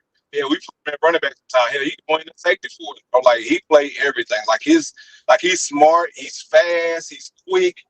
He's just explosive, bro. Like he's just one of those kids, bro. Like you want to have your kid around him to learn his mannerism, to learn how he take care of business. Like that kid is awesome, bro. Like he's night and day. Like he don't say nothing, but that kid, he play with a lot of emotion, bro. I give it to him. That's what's up. But we got athletes though, bro. We got a 6'7" receiver right now, junior, going up and snatching it. 6'7"? It's 6'7". Man, we got some guys that's in this class, bro. That can play. That ain't got the looks, but they get them now. Man, nice. and speaking of little brothers, I want to give a shout out to my baby boy, my oldest son. He went out there and showed up this weekend. Played Devin Hessedon team, went over the top. Bean top. I meant to send it in, but I was more proud at him playing defense, man. The boy, man, he been working with some people, man, and they've been making sure that they can teach him the fundamentals of it. And man, like he looked like a linebacker, safety, DB out there on defense, bro. Like put him at D tackle, he jumping up, Big Smitty, smacking the ball down, trying to catch it. At D tackle in the trenches? At D tackle, they put him at D tackle, like he jumping up, patting the ball down, like on some next level type stuff. Like I don't see kids jumping up, patting the ball down in 12. Dang! Shout out to your baby boy, man. I know that's good to see. I mean, as a father, I mean, he's probably no. Hey, T-Rich, we're not gonna hold you too long today because you driving and Smitty got to go because he be some BPS shit. He always got something else to do other than this show. It's crazy, but pay me, homie. Pay me, homie. I paid you already. That's it. That's all you get this year. Hey, T-Rich, real quick. Let me ask you about this NFL scuffle we saw. The Seattle Seahawks are having a little bit of internal combustion going on. They got a fight going on amongst their own guys on the sideline. If you can't see it while you're driving, don't worry. But these guys went at each other a few different times during the show, during the week, that last game. Where you at with this? This happens. We've all been there. When you're losing, though, like the Seahawks have kind of hit and miss this season, where you at with this right here? Is this just normal football? Because I saw them later talking face-to-face, and it is what it is. I thought it was overblown by the commentary. Everyone wants to get in this thing, and it's all they hate each other. To me, it's just football, right? Well, I think it's one of them things that, like, bro, when you're not doing your job, it's what happens. Like, if you get those guys that hold you accountable, like, because not only you're not doing your job, but you make it bad now. You know what I'm saying? Hey, it might be contract here for me. Like, it's contract here for me. You ain't doing your job. Now they jumping to me. You ain't nowhere to be found. Like, come on, bro. Like, what we doing? Right. You ain't like, and it's real. Like, the coach needs to sit down. Like, hey, you need to pull these guys together. You need to have like some real, look yourself in the mirror type shit.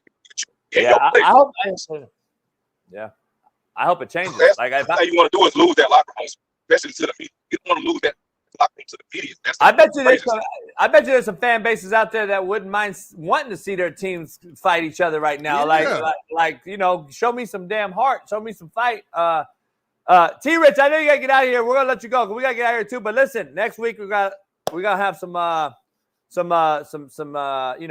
fact or cap with you.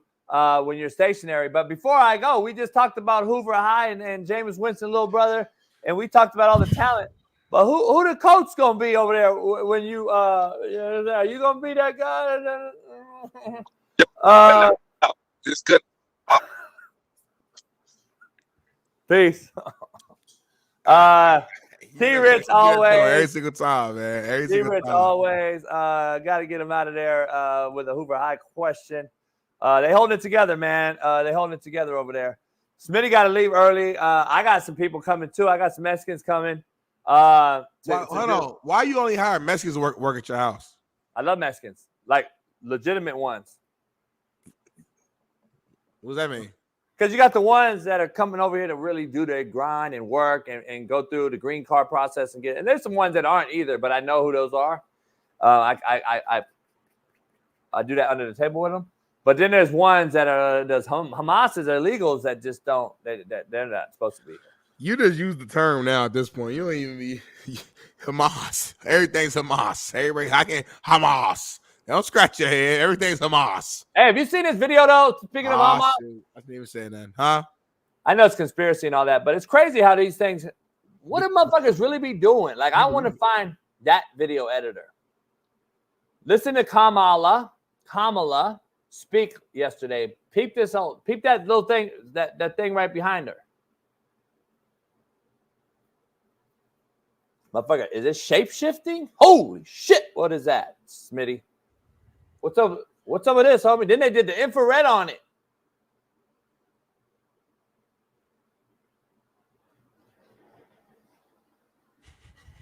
This is the problem, man. You Trumpers will see this and like we'll take this and be like, see, I told you Kamala's really like the devil, and y'all will like take it seriously. That's the issue, man. But hey, that's crazy. Shout out to the editor, man, for making that happen, and it's good content and social media. Hey, aliens for Trump. I gotta ask you this, JB. So the Broncos blow out the Panthers, and Sean Payton was confronted on the field post game by Carolina's J.C. Horn. And he was trying to run the score up, man. Look at this video, man. All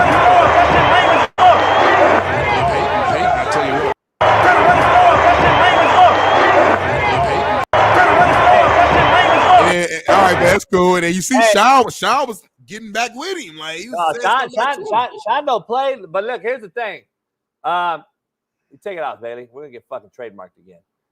You know the cold part is J.C. Horn. I know, recruited him. Here's the thing. I got everybody, didn't you? I did. This cat goes at these dudes. He's known to do it. He's done it before. Like he does it all the time, and he's not afraid to. And the cold part about it is,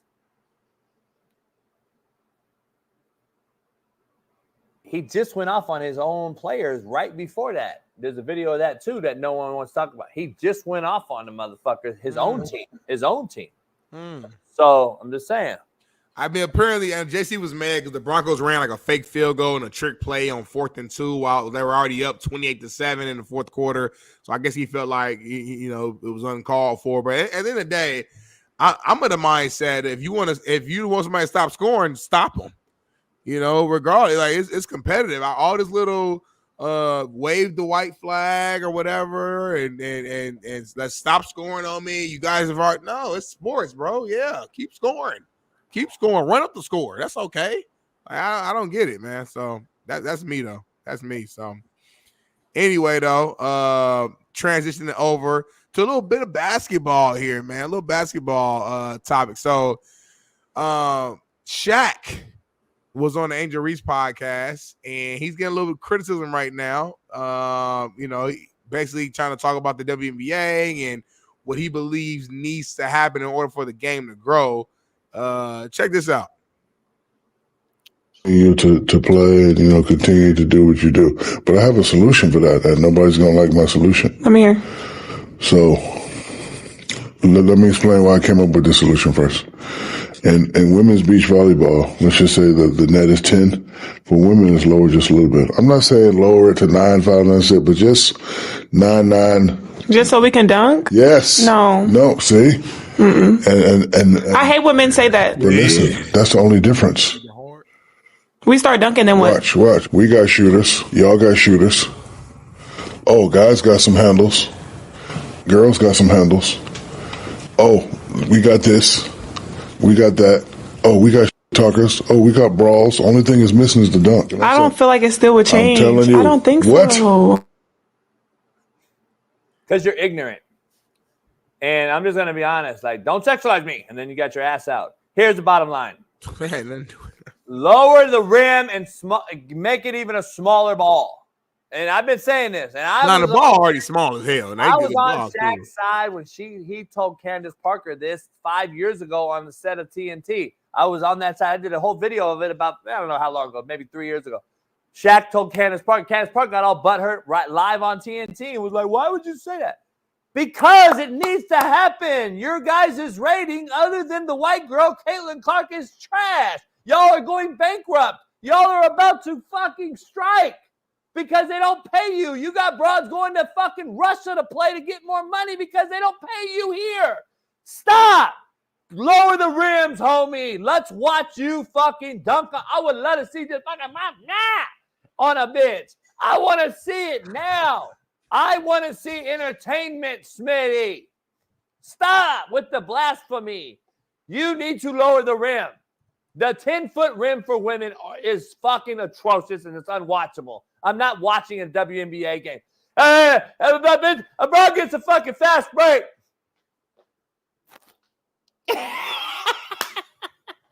Like, Smitty, you imagine, Smitty, Angel Reese coming down there with a thong on, don't sexualize me, and just fucking yuck. Like, you know what I'm saying? That's what I want to see. I don't want to see the fuck.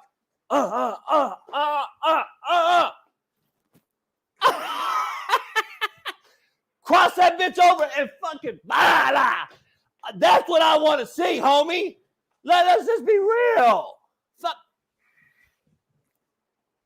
Come on, homie. Remember, have you guys ever seen Glory Road? Man? Glory Road. Yeah, long time ago. Glory Road was like Cager, real guy in real life, if you know anything about Glory Road in the real movie. Cager went in and dunked, and the coach came out. I don't want you to dunk. I told you. But if that motherfucker, he goes in weak like that. Neville Shid, if you're going to be weak. So then Cager acted as the white boy, and he put on the glasses. All right, guys, come on. That's the WNBA. I don't want to see fucking layups, fast breaks. I want to see fucking Dave Chappelle on the little retarded white kid in the jail or in the hospital that was dying, and Dave Chappelle's playing the video game. Like, you know what I'm saying? I want to see Dutch as well. I would like Dutch would be cool. Take no mercy. I want to see a bitch bang on another bitch. Fuck all that. Shit. Do you think that would just dramatically change the ratings, though? Yes. Like dramatically. I'd watch it. Let me ask you this then. What would the women who's growing up, right, trying to train, prepare for the league, for college, because all the courts is 10 feet everywhere. All the gym ain't 10 feet.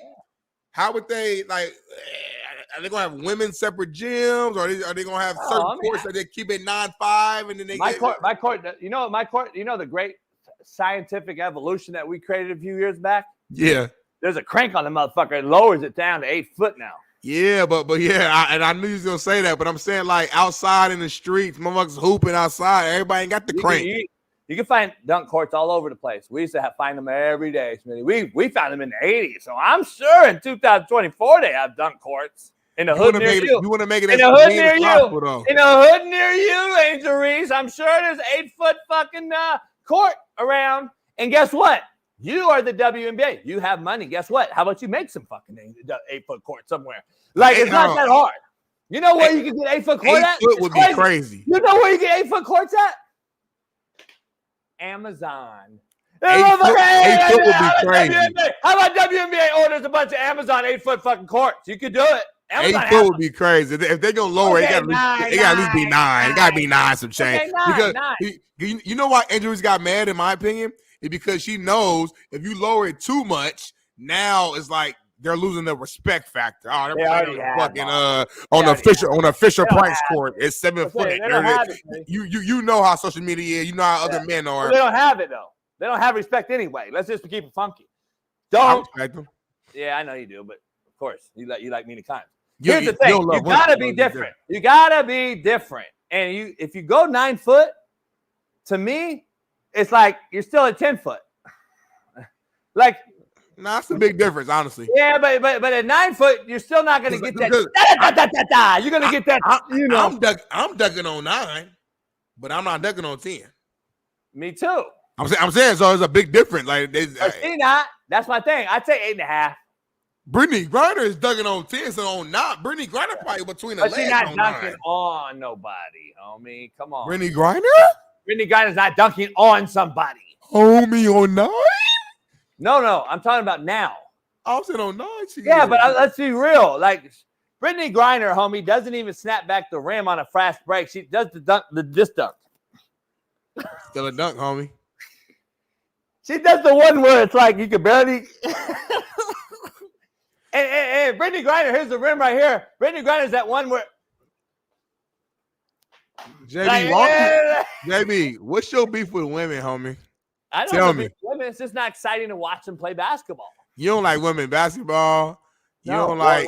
they shouldn't play. You don't football. like women flag football. Don't bring up football because women can't coach. I mean, they can't. Not football.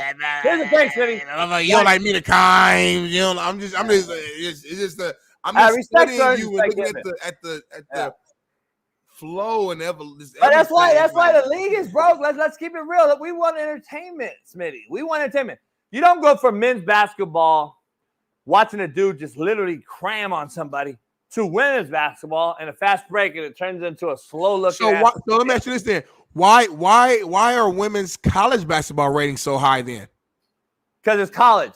It's organic. What's the difference? It's organic, and they have March Madness. What the hell? But what do you mean? If we're not entertained, we're not entertained. Like, what do you mean? Like, I don't understand what you're saying. I'm not entertained. But the ratings are the ratings. I'm not talking about Jason Brown. The ratings have been high in college basketball. When Caitlin Clark. Let's not act like you've been fucking high ratings in college basketball and women's college basketball for the last 20 years. What are you talking about? This has been going forever. They're not. Caitlin Clark set them to a new record high. I'm not arguing that, but I'm saying women's basketball ratings, college basketball ratings have always been good, bro. Women's basketball is not very popular. Let's just be real. At the college level, it is, homie. I don't believe it. At the college level, I think that's a facade. I think it's a facade. You gonna see this year without Caitlin Clark. You gonna see it's still gonna be high. I bet you we do. With Juju and now watch, you gonna see. One Juju person was like that. Yeah, she is. I said she is. But she's from up the street, like she. But she's not white. She's not white. That's better.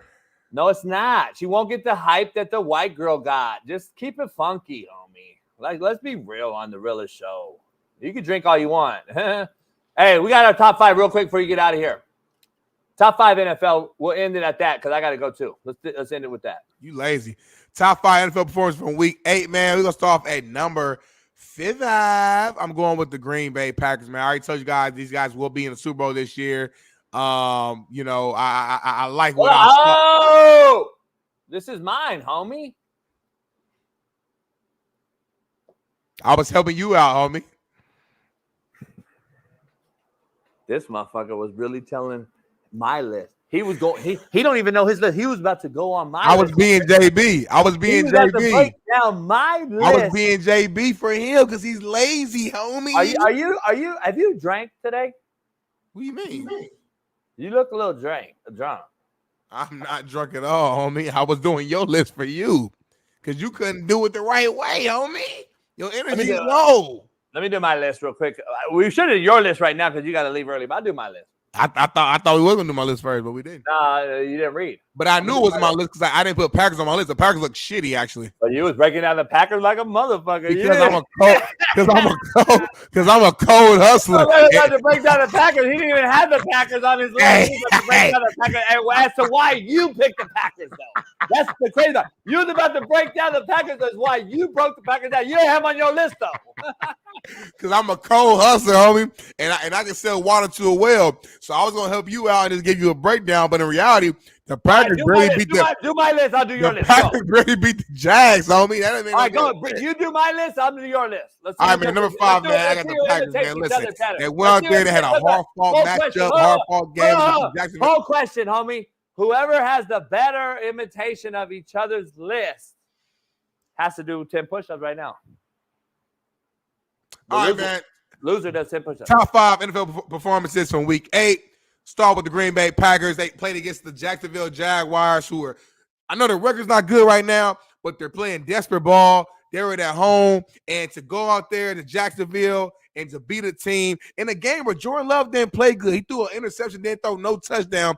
But Josh Jacobs had 25 carries, 127 yards. They ran the ball. They played more physical than Jacksonville. And they went out there and got a W in a game that they did not play their greatest. When you can go out there and win a game when you don't play it at the very high level, that shows me those are signs of a good team. Number 4, though, we got to go with the Arizona Cardinals, man. And Kyler Murray and what Coach JB calls the mental midget. Kyler Murray, man, a guy that's, hey, he's winning. He's going out there and he's showing guys that he can that he can be out there and be a leader and be elite and play against Tua Tagovailoa. First game back. Tua looked okay, actually. Made some plays, but it wasn't enough. Arizona Cardinals went out there and they win a close one by field goal, if I'm not mistaken. Again, another game winner for this Arizona Cardinals team, who's right now quietly the number one team in the NFC West in the division. Oh, my gosh. But what do I know, homie? Anyway, number 3, we're going with the New England Patriots, man. They beat the Jets. I don't think most of us didn't predict that. I know the Jets haven't been playing great, but they've been losing some close games. We thought with that talent on that field that there's no way the New England Patriots and their losing streak and their struggles will go out there and beat the Jets, but they did. So you got to shout out to them. Kudos to them. Number 2, the Rams. I was at that game Thursday night. Went out there and beat a red-hot Minnesota Vikings team. Matthew Stafford looked like a top 5 quarterback in the league. Got both his weapons back in Puka Nacua, Cooper Kupp. And listen, man, watch out. The Rams are getting healthier. You still got Sean McVay, who's a wizard at the head coaching position. And the Rams, man, the way the NFC West is looking, and, you can't trust the Seahawks. The Niners, I do trust and think they're still legit, but the Rams, man, it's right there in the mix. But number 1, famous Jameis. You see him right here. He had the pregame speech giving all the glory to God. Post-game speech gave the glory to God, and he shot out Eminem. He said, you got one chance. You cannot miss your chance to blow. An opportunity, man, once in a lifetime. You got to. And the Browns went out there, and they beat Lamar Jackson and the Ravens in a divisional game. He threw for 334 yards when Deshaun Watson played 19 games and didn't have one game over 300 yards passes. So that's my top 5 performance of the week right there. All right, JB. All right. Let's go. There's 2 things can't be true, but let's dive into my list. JB, you may not like my list, but we're going to start with the Falcons. The Falcons are going to, listen, JB, you called it. They beat the Bucs. The Bucs struggling. No Mike Evans, no Godwin. You said Kirk Cousins threw for 500 yards in week 1. They got back. Falcons won that one. I give it to you. I give it to you, JB. I give it to you. You called it. The Rams. The Rams came back. Nicole, Cooper Kupp. And they got it done. They beat the Vikings. Your guy, JB, Sam Darnold. He did okay, but he didn't do well enough. Lions, JB. Lions continue to just put up crazy numbers every single week. 2 things can't be true. They can be good, and the Titans can be bad, JB. So let's pump our brakes on where we are. The Browns, JB. They ate the wings, and he got it done. First 300-yard game, JB. And then we got the Eagles. The Eagles, JB, Jalen Hurts. You weren't too excited about them. And A.J. Brown, they came back. They're doing their thing. And the Eagles are my number 1 team. 2 things can't be true because Smitty said so.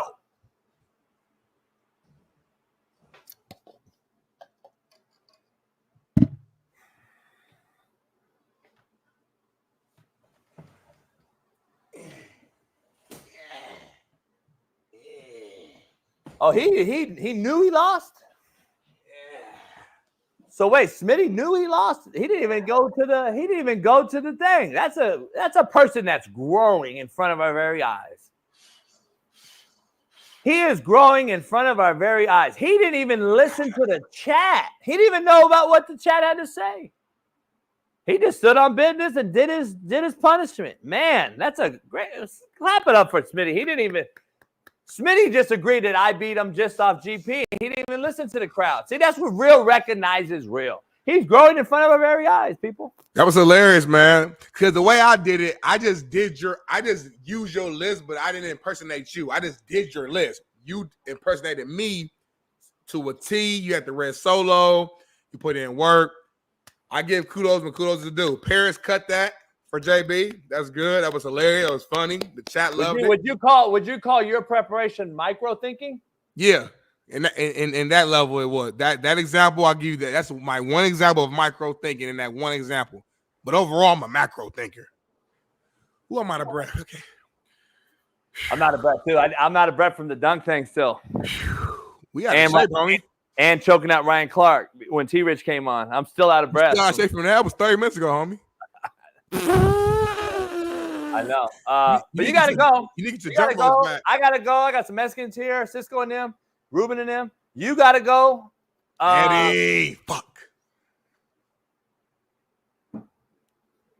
You had Eddie come on the show yesterday. Eddie can't pay his rent off. Anybody in the chat has some extra money? He needs $1,000 for rent by Thursday. Please help Eddie out. I know JB just got a big payday, by the way. I heard you had a big payday the other day from somebody. Could you help Eddie out, maybe? Yeah. I got payday? You sold your car or something. Got like a big payday, $100,000. Like, could you give Eddie like $1,000 for his rent for Thursday? I didn't get. Somebody told you wrong. So basically, you can't help Eddie out. No, I can't. I can't right now. Gotcha. So I tried, Eddie. Yeah. But I do gotta go. I gotta go to my third job. But man, it's been an incredible show, man. Make sure you hit that subscribe button. Make sure you go to Prize Pick. Make sure you go to BetUS. Make sure you go to Winnable. Make sure you go to say the rest, JB. BetUS. I already said that. Say the other ones I didn't say. Skybox Sports. There you go. First Round Performance. There you go. Prize Picks. We got a lot of brands. We do. So, shout out to everybody, man, that supports the show. Shout out to everybody that supports the show. And shout out to everybody that supports the show, man. And also, I want to add in, shout out to everybody that supports the show. And we'll see you tomorrow for Workbook Wednesday. Studio here. We don't know. We'll see. We'll see. Yeah, we'll see. Shout out to everybody, though. And we will see you on another side. God willing, we'll see you tomorrow. The Realest Show. Peace. Issues get pressed so fast it don't get sacked like bags and baggage. Smitty and Jason Brown killed it, yeah, it's a wrap. We what the game's been missing. We switched it and filled the gap.